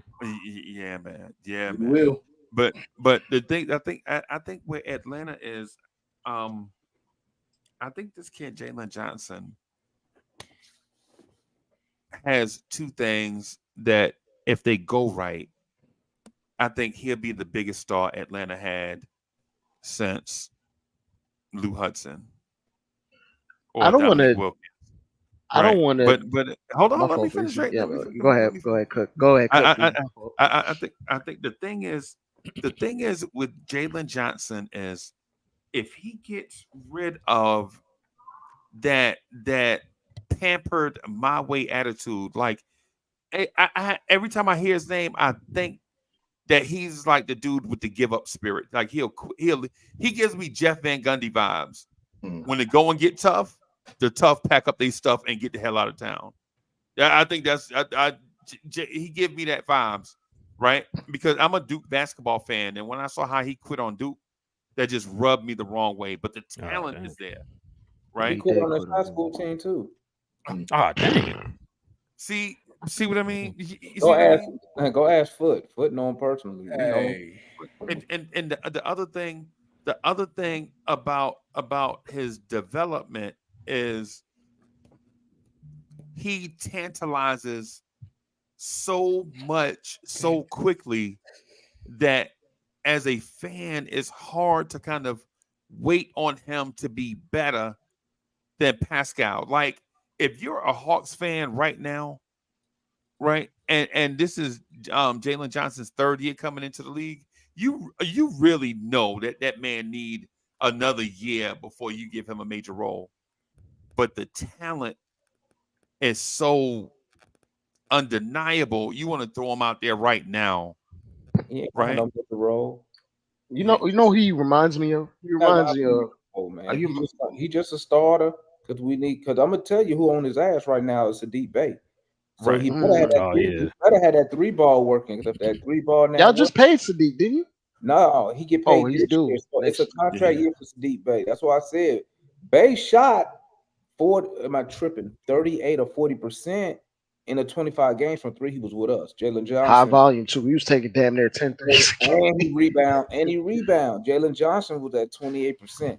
And he got a high basketball IQ. If Jalen Johnson don't come out here with this 3-ball on fire, we're not on fire, but he got at least be at the league minimum. Bey gonna take the minutes because you saw he didn't get that much burn in the playoffs against the Celtics because he couldn't shoot the ball. They was letting him shoot it. Right. So I mean, I was gonna say Jalen Johnson reminds me of like OKC Jeff Green. I mean, the talent before is he figured it out. It's there, but to me, and I put this on Twitter. They got on my ass about this one. To me, just my opinion. You gotta emphasize that. To me, gotta emphasize it because I know people gonna send me some messages. OG is already further along skill wise than Jalen Johnson. OG can already shoot. Muhammad Gay. He already can shoot the bro. Go watch Summer League. I know who you're talking about. The form from 3 is awesome. His basketball, bro, he was up there running with Murray in one of the Pro-Am games showing out. Only thing he probably need to really work on, maybe, because I haven't seen it. I haven't seen it at the Summer League level. I saw it in college because I wouldn't go watch his college stuff. He got a nice little small post-up game when he did play down low. He probably need to put on another. That's what I was gonna say. The 25 pounds, but that probably take about 3 years, 2 years to get there. You said 45 or 25? 25. Oh boy, I thought you said 45. No. Only Giannis can do that. I mean, I think he further along now. His motor is crazy, bro. What Jalen Johnson was as a rookie. He wants like he'll die for a loose ball way quicker than Jalen Johnson. Yeah, man. Bro, the dude, he gonna be a problem, man. But Jalen Johnson, like when he first got decent minutes, I used to tell cats on a watch along in the post game. I used to be like, bro, he like a young Scottie Pippen, right? Just before I knew he'd quit up on Duke and all that jazz, I was like, okay, this dude, he like a young Scottie Pippen. But it's times when Nate played him. And, people like Matt, they just blame Nate for everything. But when Nate played him, his defense was lacking. He looked lost on the court. If you was non-biased looking at the game, you could see it. Even though you wanted him to succeed, you could still see it. So he got that Cam Reddish in him, bro. That thing is frustrating. I see why people high on Jalen Johnson. Don't get me wrong now. Yeah. But I mean, like I said, me as a fan, my days of hope, that's a 4-letter word. I'm done with that. I'm tired of hoping Jalen Johnson be something. Okay. It's year 3. What he's supposed? I need something. Put up a shut up, right? Yeah. Right. But So my thing is though with that though, this is the reason why I say why take the gamble on Pascal Siakam when you may already have Pascal Siakam just 4 years earlier, 5 years earlier. Time, bro. Right. Right. Because Time. no, I get it, man, You got because Trey y'all are Young. operating and You know, Trey. I was just about to say that. Trey and Murray contract end at the same time. Right. In 3 years. Well, Murray is a player option in 3 years. Trey got 4 Right. years. We got 3 years. Oops, excuse me. We got 3 years to show Trey Young at least Trey Young. Hey, we trying to put a winner around you. So when an opportunity is available, well, the Hawks did it backwards the way I preach it. I preach it, Right. go after a star that's already disgruntled. Just don't go ask a team for one of their best players and they ain't Right. said nothing yet. Go after Right. somebody that's disgruntled. We got 3 years to be competing for a championship or to have show Trey Young, hey, we are doing moves to show that we're trying to win. I mean, are we gonna end up just like what Milwaukee and with Giannis right now? Right. Right. You know what I'm saying? You know, So it's giving ultimatums right now. yeah, bro, when you trying to win, and y'all know this, but I'm gonna just say it for the chat.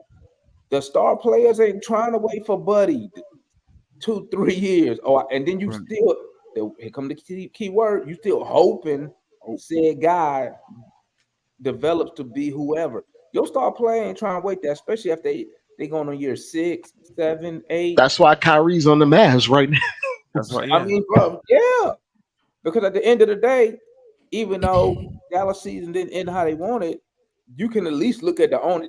You can at least look at the owner and be like, hey, he tried something. I mean, it may not have been right, but he swung for the fence. Right. You know what I'm saying? You got to give your front office a little bit of credit. You may disagree with the player, but the caliber of player, Kyrie, I mean, you can at least say he tried. We ain't even tried because they keep telling me we don't want to give up all the young dudes. It sounds like there's a lot of half stepping going on in Atlanta. It was like we want to make moves, but we don't want to make moves. We don't want to give up this because we don't know, bro. Who making? Like I said, who making the G calls? See, some of the fans will come in here and say the 2K player doing it. They'll come in here and tell you that Murray does not fit with Trey, and I'll be like, well, we went to go get Murray because Trey wanted him. I mean, like, you know, even though the smartest dude in the room, shout out Trevor Slink, said, don't do it. Right. Nobody listened to the championship executive. We listened to Trey Homie. Some yeah, we got an executive from we had Landry Fields sit up there. Championship dude who got the job by eating chicken tenders at a game. It just so happened to be sitting by Nick Rustler. And I mean, bro, what you supposed to do, man? Like, hey, no disrespect to my Atlanta Hawks family, man, but I feel like I'm obligated to do it, bro.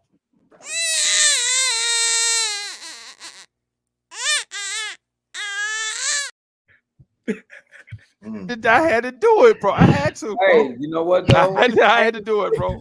You know what? And the reason why I had to hit the button right is because this conversation about Atlanta sounds like Spalding. Bro, how in the world are we having a conversation about talent when Dallas guys, y'all understand this. Me and IKBM Dre will definitely understand it. Our franchises go through years where we have good talent and then absolutely no talent, right? Atlanta over the years, they always have talent, bro. Listen, we could go. People, a fan told me, man, before Trey Young, we didn't have talent since Dominique Wilkins. That's a lie, bro. Because I remember Steve Smith and Mookie Blaylock. We ain't had a star. We ain't had a superstar since Dominique. Right. But the Knicks went 25 years, bro, without that. No, you know what I'm saying? Y'all had Melo. Who do we have between Melo and Patrick Ewing? Yeah, Jeremy Lin. Not Latrell Sprewell. What y'all mean? I got Don't do that, bro. Don't Grandmama, don't do that, bro. Broken down, LJ. Broken down, LJ. Hey, he was Zach Randolph, LJ. The Knicks always keep at a So minimum this at is the least thing an I'm saying about it, right? all-caliber You player notice on how that they team. skipped a whole 11-year stretch of NBA basketball. Y'all not talking to me about these Michael Sweetney years, man. Yeah, Hey, man. bro. Charlie Ward, don't do that, bro. Charlie Wood, yeah, man. What you mean? You know what I'm saying? I ain't Heisman talking You Trophy mean ever. you mean the guy that was better at football than he was at basketball? That guy? Oh, man. Y'all really talking to me about Emmanuel Mudiay and Noah Vonleh pick and roll, bro? Bro, that's I mean, come on. bro. You said Eddie Curry? Yeah. Oh, come on, man. You know what I'm saying? In Atlanta, over the years, y'all be having Hall of Fame coaches, Hall of Fame executives. Come on, man. But we did. No, I'm talking about the roster, though. I'm talking about the roster. Atlanta always have talent, bro. I cannot remember. I'm sorry. We have 5, and then we lost in the damn Eastern Conference Final. It's Bron, right? Hey, Bron is he did. Yeah, you can't. It was Bron, man. You can't even argue it. I mean, we had DeMar DeRozan said if I'd have had Bron, had a chance though. Shout out Dellavedova for being a snake. He did his job, man. He deli. I'm about to say Steve Kerr. He took out Kyle Korver, man, and then tried to take out Al Horford. Yeah, I remember that. Bro. You said Zaza? He a rugby player, number man. 27. He a rugby player. Shout out to him for doing what he got paid to do. Take our dudes out. But I mean, but y'all stay with talent, bro. Yeah, you could go from Dominic Wilkins to Steve Smith. We don't have superstars, bro. We have good dudes. Right. Joe Johnson was a beast by himself. He had no help. But there's a difference between being mediocre and then, you know what I'm saying, hit the lottery because of bad season. You know what I'm saying? Because there was talent there. The Knicks, bro, our best player one time was Kylo Quinn, bro. He was the most consistent player we had one time. Man. It was Tim Hardaway. Tim Hardaway was my bad. You need superstars, man. You need a Paul Millsap. Right. Come on. The regular dudes, they good, but you need superstars, and we ain't had a superstar since Dominique Wilkins. We had a bunch of good dudes, man. You had a Paul Millsap. He was good. Yeah, he was a good dude, man. Don't do Jeff Teague like that, Demond. Yeah, Jeff Teague. I don't even like Jeff Teague, man. Come on, bro. I used to be in State Farm Arena, bro, when the dude used to be singing Joe Johnson's name, bro. Every time Joe Johnson hit a bucket, that dude used to be singing, Joe Johnson. It was. Well, I used to want Joe Johnson on the Mavs, man. Joe Johnson, not just Joe Johnson. Yeah, I know he used to mix it up. I know he used to mix it up. He used to beat up other two guards, man. All game, just post up, and then I'm gonna turn around and hit you with a floater. And we had no help with Joe. Joe was playing with a bunch of young guys, man. Yeah. Josh Smith, Al Horford, Jeff Teague, superstars, man. Superstars. I understand that part of it, but what what I'm saying is, cool, man. That's what we be having. Good dudes. Atlanta always have talent. Right now, Atlanta is a top 10 talented team in the NBA right now. There are 20 other teams that would be NBA, and I'm talking about pure NBA talent. I'm not talking about like mindset or such and such and such. If you Atlanta, Atlanta is always up there with physical basketball talent. Like if I ask, bro, I don't know what you be watching, bro. I have no idea what you're talking about, bro. Can you name me a year where Atlanta didn't have talent? Let's see. Let's start in 2000. Hold on, let me give you. Find me the talent on any Hawks team from 2000 2007. I mean 2006 when we get Joe Johnson. 2000. Come on, you got it. I'm not gonna argue. You talking about the 2000 to 2004? The Josh Childress years. Name me one. All I got is Jason Terry. Name me one person who just made all. That was in '99. Oh, All-Star. Josh Smith. Yeah, no, that was before Josh Smith. Abdur Rahim is before that. So yeah. Bro, we don't have. You said, do y'all have players, dog? They had to do Big Afro. Yeah, we had Glenn Robinson. Yeah, we get cats on the downside of their career. You had Rashid, wink, wink. Yeah, we had him for a hot day. We got his jersey in the rafter, man. And you know who we had during that same time frame, bro? Just for a point of reference, during that same time frame that you mentioned, we had Michael Doliak, bro. Ooh. Yeah, also had Travis Knight, man. Travis Knight at the same time. Yes. And one Chris Childs on that team too. Shout out to Othello Harrington, whatever you do right now. We won 13 games. He actually got on a job though. So yeah, I mean, it was featured. We actually got on a job. 13 games, bro. Hey, but you need superstars to win, man. You know what I'm saying? That's why I said we need to get another superstar on this team. Pack us them young players. Bro, you never see superstars go to young teams, dog. And when they do, they ship the young dudes out. Yeah. LeBron do it all the time. You got to pay to play. Cleveland. He said, I don't care. He's the number 1 overall of the world. Get him up out of here. Right. Then he went to the Lakers and did what? They made him give up all the young dudes. Like 6 young guys. Just all of them. He was saying all of them. Jordan Clarkson.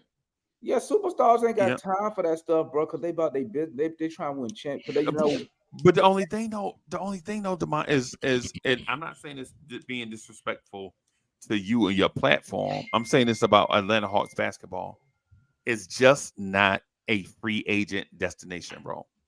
Because you got to have culture. You got to establish winning, right? Or you got to have the media just hype up your area for some odd reason, right? But I don't understand that. But I mean, wouldn't you want to go to Atlanta?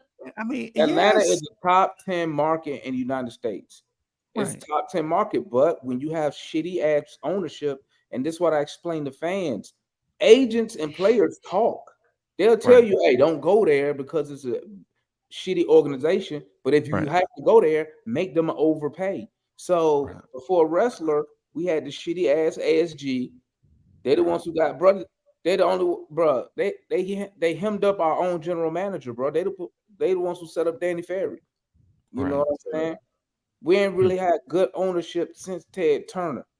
Right. And guess what? They talk because guess what? In the 80s and early 90s, we was getting anybody we wanted. Right. Ted Turner paid. He paid for Atlanta Hawks. I remember when they traded for Moses Malone. Yeah, we was averaging 50 wins. We was a beast. Unfortunately, Dominique had to deal with Jordan, Bird, Zeke. You know what I'm saying? But when you see everybody ownership, players don't want to go play for us, and we don't show a commitment to winning. That's another. And Dallas is the opposite too, bro. When you hear people like free agents talk about Dallas, they love the Dallas visit for some reason. But for some reason, I don't know why Dallas don't close the deal. Because they see Mark Cuban's face. or don't see his face because he's doing Shark Tank. Yeah. Hey, you remember? Hey, wait. What's the name? Was a free agent. DeAndre Jordan. Y'all remember that Rail and King? Yeah, I remember. Oh man. And was it Mark Cuban was riding around Dallas looking for No, he's supposedly riding around Houston. Supposedly. Yeah. He claimed he didn't, but knowing Mark Cuban. Well, yeah, knowing him now, that probably wasn't even true. Mark Wait a minute. Freezy, y'all, you said Dallas can't close they closed they closed 2 big deals this summer. Don't do it. They closed 2 blockbuster deals. They closed a deal signing bringing back the White Powell, bringing back that was touch and go. That was touch and go. There were a lot of teams interested though. Crazy, wait a minute. They brought in one of the premier stars on the market, Dante Exum. What a 2-year deal? He's still in the league. I actually think he was. I think that's going to be pretty good though. I think that's going to be pretty good for us though, Atlanta. You choose them words. I thought he was out the league. He was. He was doing his thing overseas. Yeah. Hey, so let me.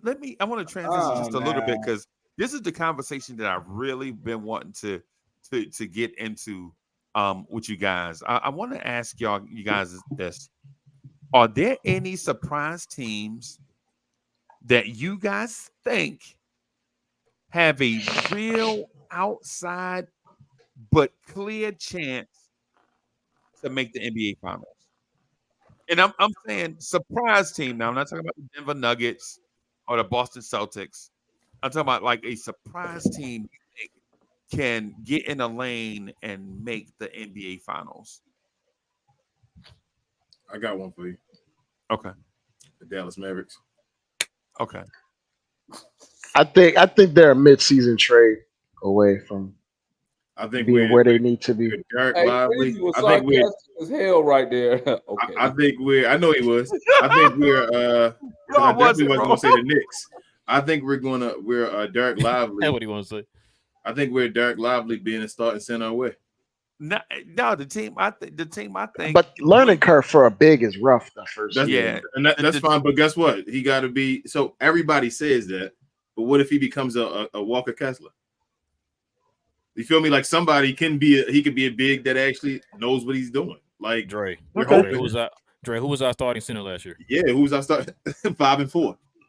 Like Dwight Charles Barkley, Powell. Yeah, that guy. Listen, man, we tell y'all this every time we have a show with y'all. I think Angela's probably the only person. Anything is Angela's an probably upgrade the at only this point. person that understands what we say this stuff, man. Like y'all don't understand how bad the White Powell is on this team, bro. Like our center position, our starting center. Listen, everybody, our starting center got a 6 and 4. Now y'all in here talking about Mitchell Robinson and exactly. Y'all in here talking about Mitchell Robinson and Clint Capella and all he got. We would kill to have centers that could do that stuff. Our center give you 4 rebounds. Our point guards, our 2 point guards, average more. How tall is he? Is he 6'9", 6'8"? It said 6'10". He's 6'10"? Yeah. He's 6'10". He not living. That's what I'm saying, Dre. Like we be telling y'all this, bro. Like people think we just be talking, bro. This dude is garbage, bro. Hey, he look, can jump. man. And the way he can jump. Well, he used to jump. Then he had that ACL? Or was he probably still one of the highest jumpers on our team. He can jump. Yeah, pound for pound, he can jump. Yeah, he a good jumper. Yeah, he can jump. I don't know. It's something about the way he run. He don't look bigger than 6'8" when he's on the court next to real bigs or bigs that play big. That's all. So let me do this since you guys started on the previous ones. Let's start. Me and Dre will start with the any surprise teams outside of the teams that were mentioned, like the Dallas Mavericks. Oh, so right? we can't mention our teams, what you're saying. No. What I'm saying is that was established, right? A surprise team. Yeah. Dre, you got a surprise team? I'm gonna tell y'all what my surprise team is. A team that blinks on the slide. Whatever team blinks on the slide, that's my surprise team, bro. I pre-planned that too, by the way. You gonna say Phoenix, ain't you? The Grizzlies, the Hawks. Yes, the Hawks. That's a surprise team. We down there clapping, Alice. We down there clapping. The Hawks. There you go. The Hawks blinked. There you go. The team that blinks on the surprise on this slide is my surprise team. Right? You said you can win more games than them, though. Yeah, no, in the regular season. Oh gosh, you regular season. I mean, you know what Tom Thibodeau does. I don't trust Tom Thibodeau in the playoffs. You know what Tom Thibodeau does, man. Regular season hustler right there. Yeah, regular season Thibodeau. Yeah. Top 5 coach all time regular season. Now postseason. He said all the time. yeah, he the regular. And I'm gonna keep it real with you in terms of overachieving. And I'm talking about overachieving with a roster in the regular season. You can't. It's hard to name a coach that overachieves more regularly than Tom Thibodeau in the regular season. Hey, Nate McMillan. That's one. Yeah, I just gave you one. You asked for one. I don't got more. Yeah. you asked me once. So I just gave you one. Jason Kidd. Y'all might explain. Y'all should not be playing. While I got Atlanta in that spot. No, go ahead, y'all should have fired him. Go ahead, Freezy. Okay, so the reason why I think Atlanta is the surprise team that can make the NBA Finals is because I think the Eastern Conference is probably prime for the picking like it was last season. I think Atlanta, if Atlanta just it just plays like Atlanta, then I think it'd be like the Daytona 500, right? Like in the Daytona 500, you don't have to have the fastest car, right? You just have to finish first. Finish first. You know what I'm saying? And basically, what I mean by that is you don't have to be the most talented team. I'm not saying that Atlanta's not talented, right? But what I'm saying is during the course of the season, just like the Daytona 500, you'll have like these 10 car pileups. You have these five car. A pit crew will do something wrong, something like that, and then the dude that's just steady throughout the race is the one that wins. What I'm saying is Atlanta has a generational talent at point guard. I think one of the most underrated players in the NBA is Trae Young. It's criminal how Hawks fans and NBA fans treat that dude. And all that dude does every season is go out and give you 25 and 9. Right? Those numbers are better than Isaiah Thomas. Right? But just because he doesn't look the part or act the part, people underrate this dude and what he does on the game. I'm here to tell you, as somebody who plays basketball, when you have a point guard that can get you the ball if you just play hard, Trae Young will find you and get you the ball. Now, once you get the basketball, there's nothing else Trae Young can do. Right? He hitting dudes on the wings and they can't dribble and shoot. Is that Trae Young's fault? No. Right? His center is open at 9 feet, catches a pass with no defender by him, and freezes and kicks it back out to the perimeter because he's only good at shooting from 5 feet. That's not Trae Young's fault.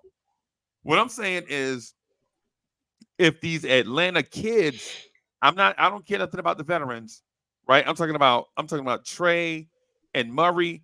I don't care nothing about no other veterans. But if these kids take a incremental step forward, if those kids take if AJ Griffin can knock down shots, if Sadiq Bey can knock down shots, if Jalen Johnson can be the athlete on the wing that they expect him to be, I think Atlanta will surprise some teams. Man, they almost did it with less talent.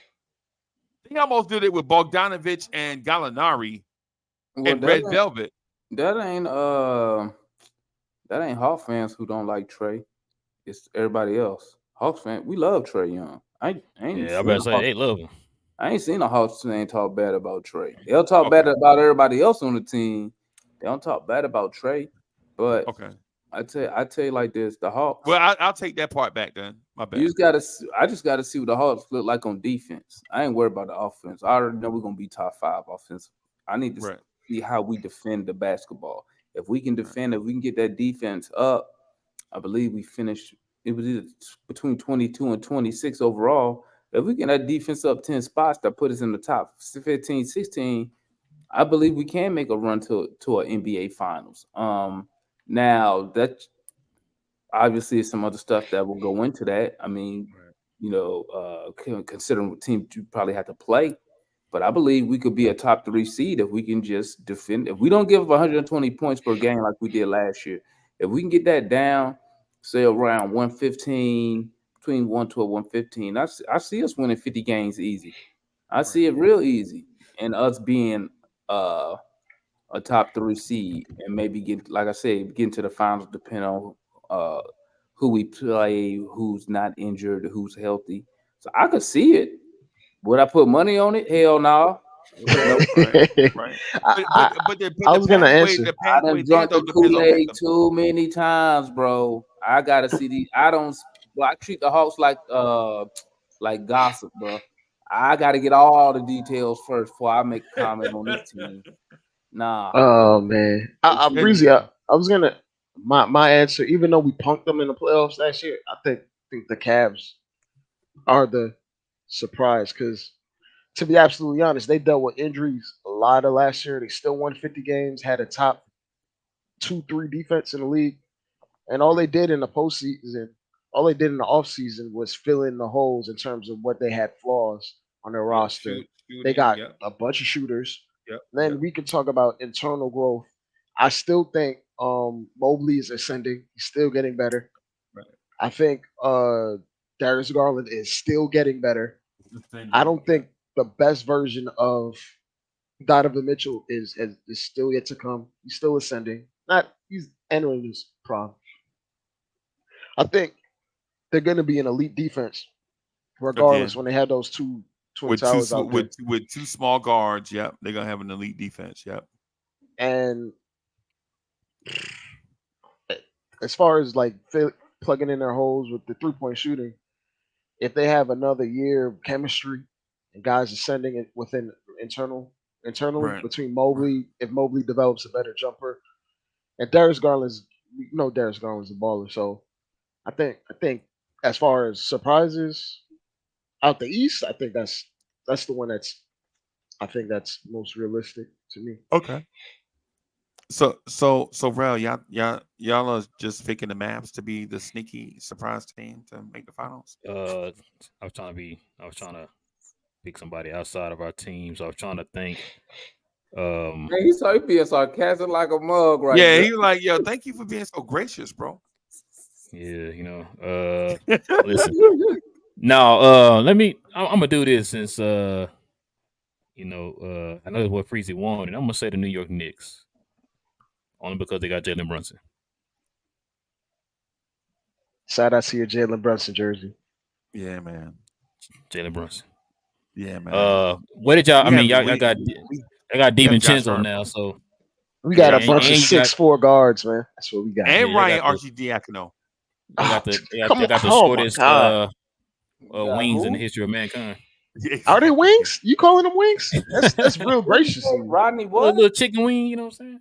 Ryan Arcidiacono. It's another guy that played in Villanova with all the other Villanova players we had. Oh, I have another. I thought he played in the African League with that name. Freeze, I have another thing. I'm not gonna say the Mavericks. Okay. I'm gonna go with the Thunder.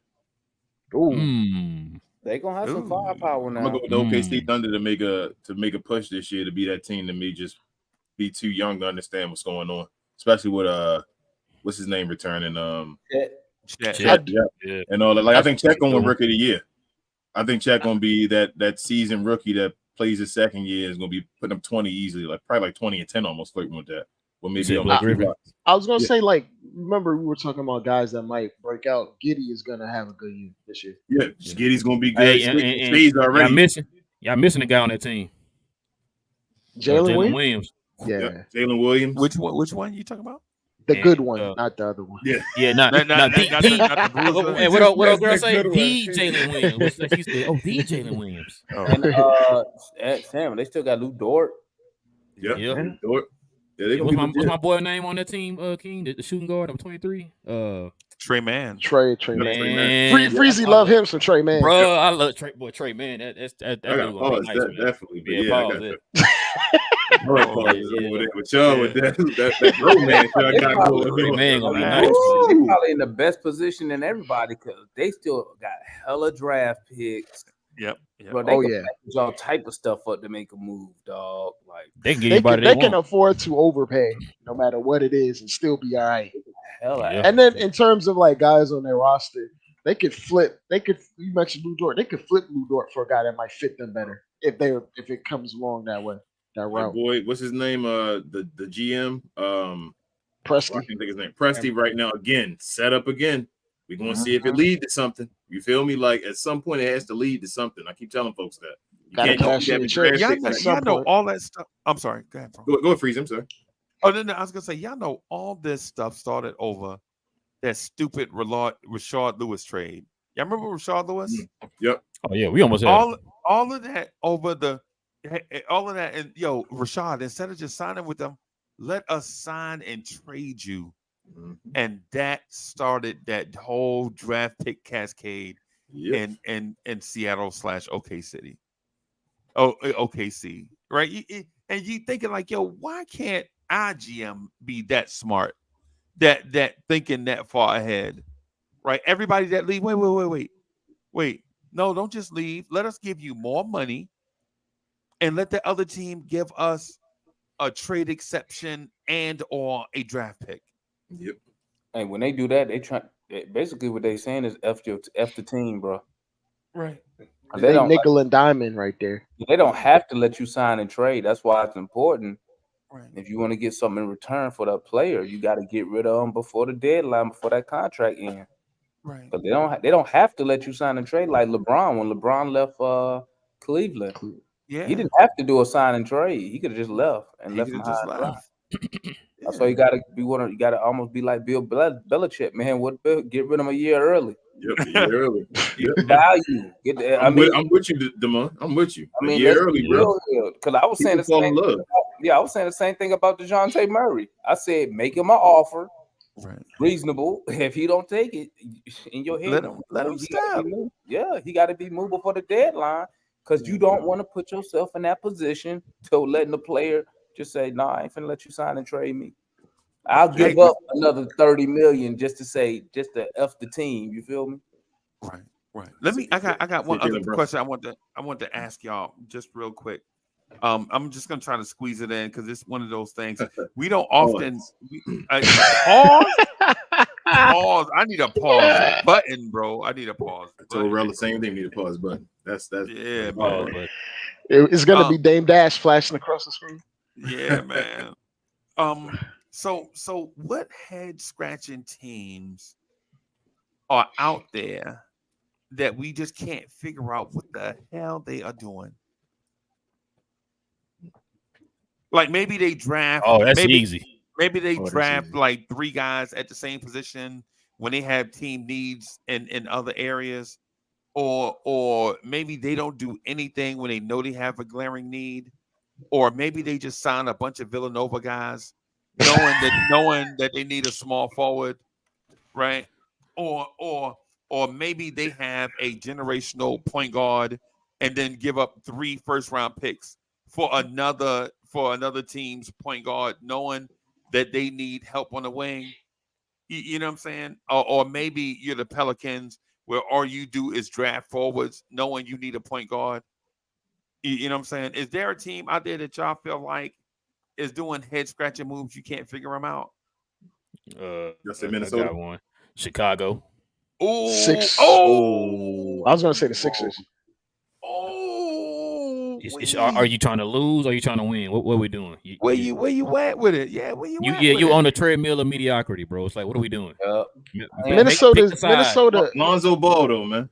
Minnesota paying Zach LaVine major paper too. Yeah. Minnesota is paying 3 centers next year. Minnesota, there you go, Dre. Minnesota is the team that's ridiculous. You know, and you know what? I agree with. I was gonna say both Chicago and Minnesota. Chicago to me is just poverty. I mean, they are. Yeah, they are nothing. They think that adding average guards year after year is going to fix their problem. I don't understand. And in Minnesota, I mean, they had such a terrible year last year, and it didn't work. And their head coach, Chris Finch, is supposedly an offensive mind, and it didn't work. They did nothing to improve the roster. I think they added Troy Brown Jr. I mean, come on now. I mean, no. They re-signed their 3rd center. Nas Reed. That's what they did. 18. And then they already 18, bro. And then Cat, how much is Cat making between Cat and Rudy? Cat is making 60, I think like 60, ain't he? 750 million, I think. Yeah. Cat is making over 50 this year, and I know for a fact Gobert's making over 40. And they gave all their draft don't his picks, contract kicks in this year too, don't it? Yeah, and his incentives. So and them draft picks are gone too, right? So you said it ends? Yeah. I got it. So check this out. Rudy Gobert this year, he got 3 years left, 41 million. You got what's his age? What's his age, by the way? Gotta be like 37. Oh, he like 30. Cat like 31, but by the end, I thought he said Gobert. No, I was talking about Gobert. Gobert. Yeah, no, I'm sorry. Yeah, Gobert's 31 already. And then that contract is horrendous. But by the end of the contract, he making $46 million. Okay, you got Cat under contract for 5 years. By the end of that, he's making 61. Cat is 81. And then you got by the time you got Nas Reed. Oh my God, what? They got. Yeah. I mean, They probably signing Nas Reed. Yeah, because Cat's new contract kicks in this year. Yeah, they probably thinking ahead if they got to blow it up. And then But who gonna give them what they gave Ford? I'm thinking They're gonna take that L so they can get out of. I bet you next year they be in that tier 2 cap level. They could be tier 2. Gobert was obsolete in the playoffs 3 years ago. But Gobert gonna the thing about it is first ballot Hall of Famer. That's almost 100 billion. I don't know if he's Gobert and Cat. He's gonna make the Hall of Fame just off of accolades and being an international player. But if we're talking about impact, Gobert's probably not even a top 200 NBA player all time, top 300 NBA player all time. So not at all. But he might be first ballot depending on when he go in. I mean, depending on the class. Yeah, depending on the class and who else is in there. Minnesota was a team that needed to be making a lot of moves around the margin. Their grand slam of the offseason was Troy Brown Jr. wasting the biannual exception on a dude. You said JaVale McGee. I'm gonna tell you who trash, bro. You want to know a trash organization? Like I don't know what they be doing. They it's like they miss on every pick, bro. Every pick. Charlotte. Yep. Yeah, you gonna say? I was gonna say Charlotte, bro. They make you so mad, bro. Charlotte about to get better though. 20 in the last 10-20 lotteries, they only hit on Melo. They're about to get better though. Yeah, Demar. They're gonna get better because Michael Jordan is leaving. I'm telling you, because Michael Jordan is leaving. Because Michael Jordan is leaving, they're gonna get better. Bro. Come on, Michael Jordan is the worst. They got the maybe owner. One of them. Have you seen that roster? And they bro, still what got made them think Gordon Hayward had anything left in the tank, man? Michael Jordan gave him that money. Mitch Kupchak got it. I don't know how he's still employed. He got the. Nah, me either. I'm not gonna lie to you. I thought he was fired. He is one of the worst. He is one of the. I have a word for that. It's called extortion. That's why they're in the lottery every year, and all they got to show for it is Melo. He's one of the worst. What else? And analysts before that. You said Philly. But my whole thing is Mitch Kupchak. He screwed up the draft last year. Had Duran in his hand, traded him, and then had who in his hand? I'm sorry, Jalen Duran. Okay. And then traded him, and then he thought Mark Williams was going to be this glorious piece. He was coming off the bench. He missed on James Bouknight, or maybe that just didn't develop. And then, I mean, this team looks terrible. He missed on Scoop. He missed on Scoop. Go and say it. And then for some reason, King told me to shut up and said he missed on Scoop. So. He missed on Scoop. Yep, he missed on Kai Jones. Jones hasn't developed. Yep. JT Thor hasn't developed. Like what direction? Miles Bridges is a criminal. Miles Bridges is a criminal. And then wait a minute. I mean, and then I guess I don't know if he thought Sada Franklin Delicata was go do something. Wait. He has a job? Frank Delicata has a job? Yeah, bro. He signed Frank Delicata. Him and Dwight Powell had the same. Shout out to him. That's what I'm talking about. I was like, come on now. Hey, look, man. Even if you French, they're gonna recreate him like Dennis Smith Jr. They gotta have a worse string of top 5 picks. They pick Morrison, Adam Morrison. Hey, look, man. I was like, what in the world, Michael Jordan? Hey, Adam Morrison is champion, Demar. Michael Kidd-Gilchrist. Yep. Bro, these are top 5 picks. They just trick off, bro. Like, that's wow. That's wow. Yeah, it's so Justo 1-1. Thank you for the generous contribution. He says, "Do you feel like your team is all in on winning?" No. No, we not. No, but I wanted to just real quick. I want to throw a surprise team into the conversation, just really quickly. My surprise team into that conversation that I introduced, and y'all were adding teams to it. Mm-hmm. The Brooklyn Nets. What the hell? Oh, talking about the team that, like, what are they doing? What are they doing, bro? Think about this. They have so many forwards that they may not even be able to play Dorian Finney-Smith. Bro, they was taking hostage, man. But you think, Freezy, you don't think they're gonna be possibly the best defense in the league? Like playing with that, getting this ready for a guy to come over there. You feel me? Like being a team that's it depends. It depends on what you value. Do you value Royce O'Neal and Dorian Finney-Smith, or do you value Mikal Bridges and Cam Johnson? You know what I'm saying? That's 4 forwards and 2 spots. They value Cam, didn't they just re-sign him? Yeah, they gave him 107 million or something. So they value him. You can go for. I feel like they're disgruntled. Hell, I feel like Damian Lillard should go over there. You feel me? Like they got a squad of defenders and all that. Where if a guy that's just a superstar goes over there, they got guys that can fill a role. So I don't know. I feel like Dame Lillard gonna go over there and be a first round exit again. You're right. I'm not. I'm just saying they'll make playoffs. So you feel me? Like the thing about it is the thing about that though is this though, King? Don't forget they still have Ben Simmons. They still have Spencer Dinwiddie. Right? Oh yeah, they do got Dinwiddie. Don't have much depth behind Nick Claxton. They're talking about playing Royce O'Neal and Dorian Finney-Smith at the backup 5. Can Ben Simmons be the best defender in the league again? I mean, Ben Simmons is talking a good game. I know he always talking that stuff, but can he be the best defender in the league again? Can he play like that? Probably as long as he don't play offense, I think he can reach that height, but I don't think the offense is never coming. But here's the thing: here's their point guard options: Spencer Dinwiddie and Dennis Smith Jr. at point guard.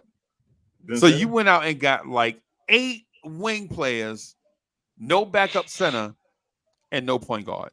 Well, I mean, Ben Simmons is considered. Ben Simmons, yeah. If Ben Simmons is back at all, the thing is, if Ben Simmons like a utility knife or something like that. If he comes back and he's supposed to be like Draymond now. Yeah, he can play. He can play the center for them. So sometimes, as far as that, a point center, he can play point guard at times. As far as doing that, he can do a bunch of stuff if he's actually legit, and engaged. Yeah, right. If though, man, that's a big if. Yeah, it's a big if. Huge if. There's a team y'all forgot to mention. And he's the highest paid player on the team too, by the way. Yeah, y'all forgot Washington. I think finally Washington may have somewhat of a direction. They blew it up. I don't like it, but I think they may have somewhat of a. I mean, I do like their draft pick a lot. But no.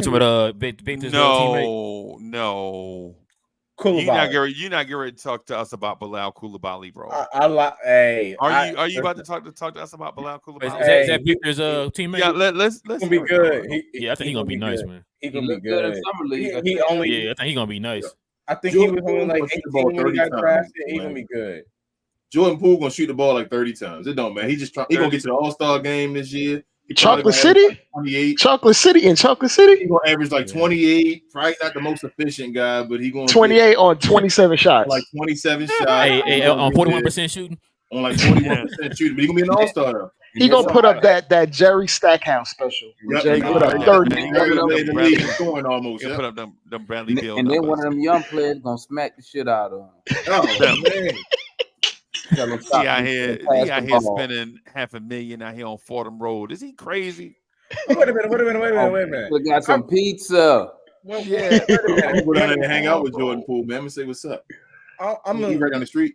Yeah, I ain't no Poole spending like that. Shoot. On Ice Spice, yes. Oh yeah. I'm gonna say this real quick. I've been consistent with this, and it angers me when I look at this team's roster. It makes me think how some of these executives are still employed. Troy Weaver need to be let go immediately. that Detroit Pistons roster they got like 10 centers. It is one of the most disgusting, desperate rosters I've ever seen. You got about 63 point guards, and then you got about 63 centers, and then you got about 50 shooting guards, and then the wings are like nothing makes sense. Nothing makes sense. You traded back into the first round for another point guard. They try to get rid of Killian Hayes though. They've been trying to get rid of him. It makes no sense. You got Killian Hayes the top 5 pick. Don't nobody want light skinned Frank, man. Don't nobody want light skinned Frank. I know he's 10 for sure. I just can't remember if he's top 5. But I know he's 10 for sure. Top 10. He was the pick in front of 00. So Jesus. Yeah, but hey, just so 1-1 says 00 is 6. Yeah, man. I don't. Oh, he might have went after him. Yeah. So just so 1-1. Thank you for the generous contribution. Knicks weren't willing to trade Sims, McBride, and the Evan trade Was it a smart move? Hawks not willing to give up Buffkin for Siakam trade, a good move? I want to we'll let the Hawks guys let the Hawks experts speak to that one. The Evan Fournier trade though, I don't know what our front office doing, bro. I don't. Oh, come on, y'all got Leon Rose over there. Worldwide, We getting Villanova Worldwide, players, yep. Freezy. That's all we focus on. Leon Rose over there, ain't he? Leon Rose said We're y'all gonna trade them all that. We're gonna trade them all that for the dude they got from Villanova. Leon Rose. Y'all got Rick Brunson over there. What you mean? We dealing with the owner's son. Y'all got a squad over there. Rick Brunson. Yeah, at least y'all got some real executives. Y'all got real executives over there. We got the owner's son and Landry. Rick Brunson. Yeah, Rick Brunson. What you mean? Rick Brunson got you your stuff. Jalen Brunson. Executive of the year. He won. To be honest with you, how Brunson really got here is the Mavericks having him locked up in that terrible contract. You don't sign a second round pick to a 4-year contract, a 4-year deal, and then expect him to stay. You know what I'm saying? That was just disrespectful. I don't understand why that was even. Why I don't understand. We don't understand why they did that. Yeah, that's He should at least been restricted. He should have been restricted. That's foolish. You said Josh Green, King. The disrespect. They restricted him. They made sure they restricted him. Hey, so just really quick, because I think we got like 5 minutes left.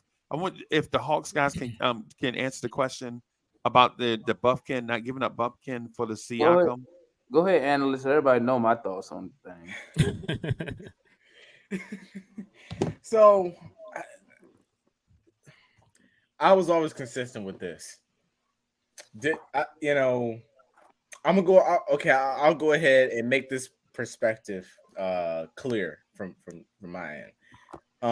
I didn't want to trade Kobe. However, there was only two players that were two young players rather that were untouchable in my eyes, and that was Onyeka and Kobe. Anybody else, we could have had conversation around. Including and I think AJ Griffin. Oh yeah, I mean, get your ass up out of here. I mean, did you see him in summer league? Summer league. Oh yeah. No. I mean, my goodness. Yeah. I would have attached. Hey, I seen him and I heard what DeMond said. So yeah. So no, I mean, he is just. Stick to shooting. Anyways, but no, I mean, listen, I think regardless, I don't think Kobe Buffkin should have been the roadblock. I think you should have found another way to make that deal happen, whether it being AJ, whether it, being someone else that you can include in that deal, or whether it's more draft capital or involving other teams to try to make something work to get that player. Like you look at some of these executives around the league, I won't name them, but in particular that I like. When they make big deals, they find a way to get a deal done without giving up a player that they like and they covet, but they still find a way to get the deal done. They don't just say, "Oh, well, I'm not giving them up. We're going to take all the chips off the table." I guess it's viewed as playing hardball.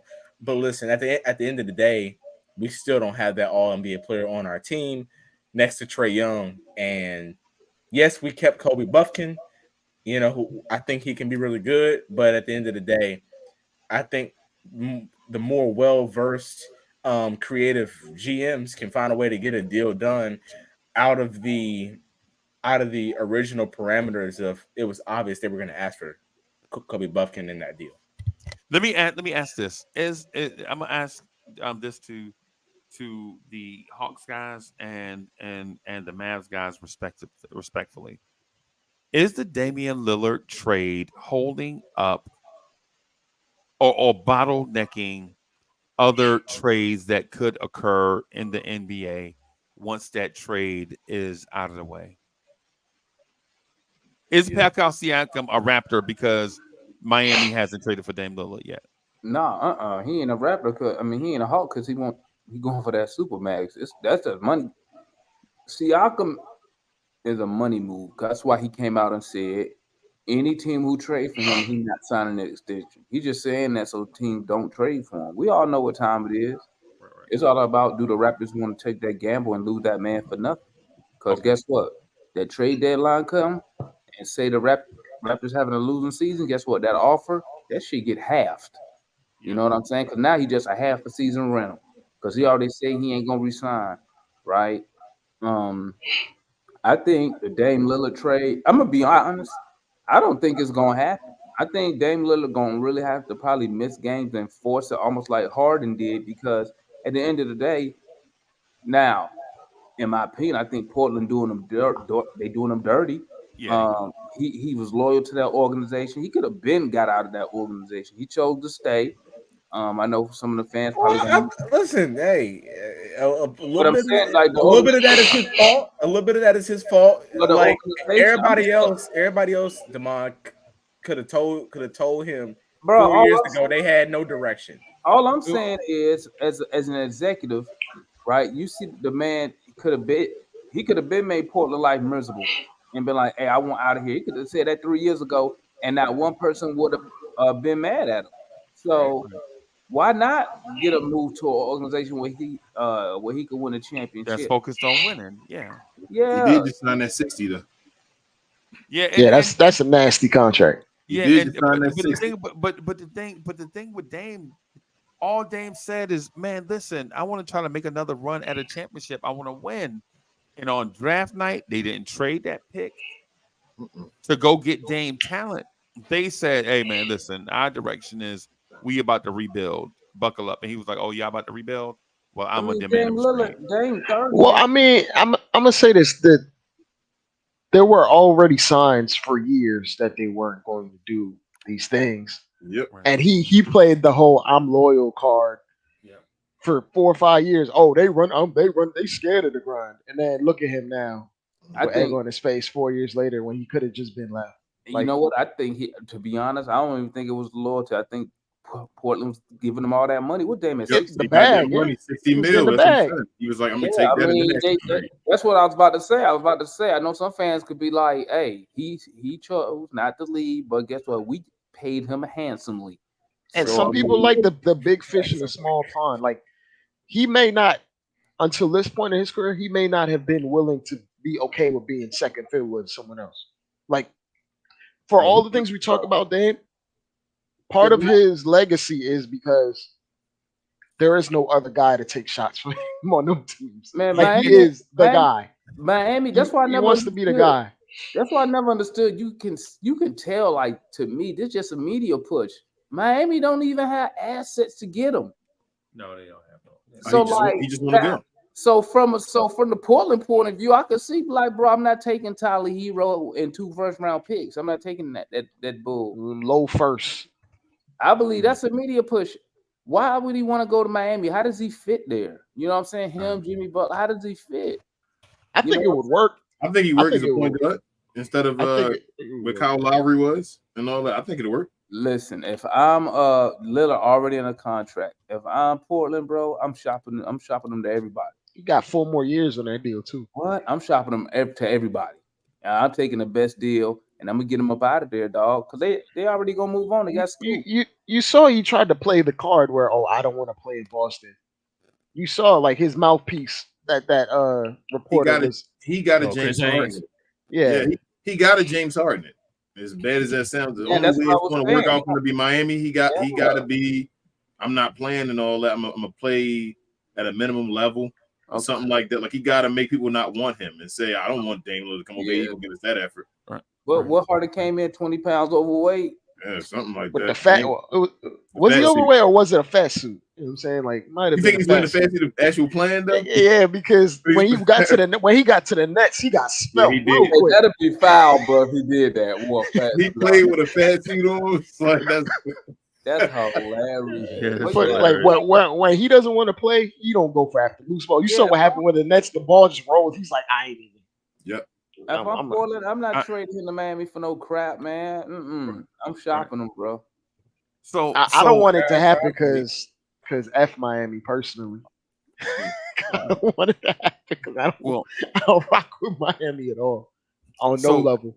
So thank you everybody for coming through and rocking with us. Justin 11 says, what teams turn from playoffs team to lottery teams? We don't know for sure, but we thank you for that, man. Maybe maybe we'll talk about that on the Knicks at Night podcast. You know what I'm saying? What team does the clock strike 12 on? But I want to thank everybody for coming through and hanging out with us, man. Thank you to the Atlanta Hawks contingent, man, for coming through.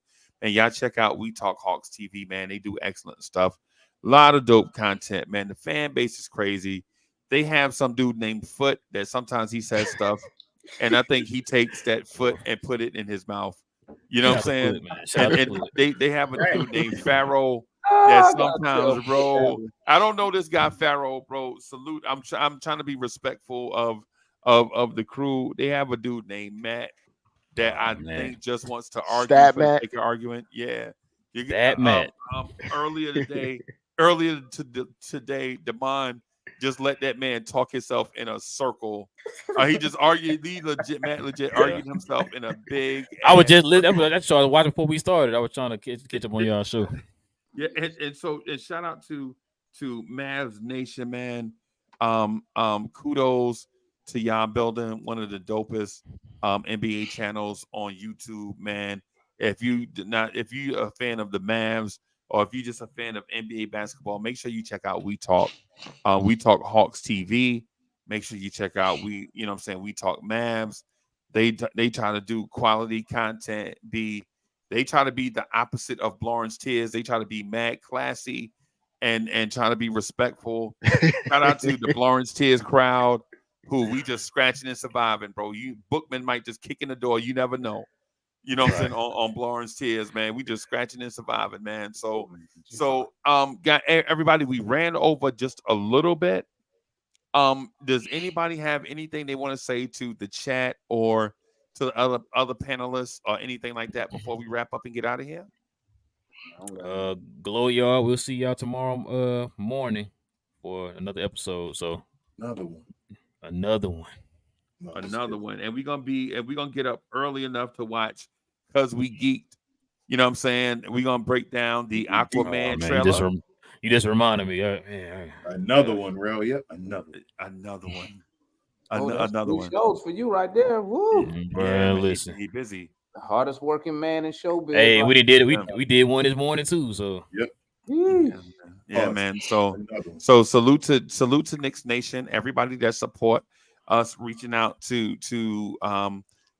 get insight from other smart, intellectual NBA minds, giving everybody all the fan bases the inside scoop on what really exists outside of our fan base. I hope y'all enjoyed what y'all saw. And we're gonna get out of here. Thank y'all for watching. Peace, everybody. Peace, gang.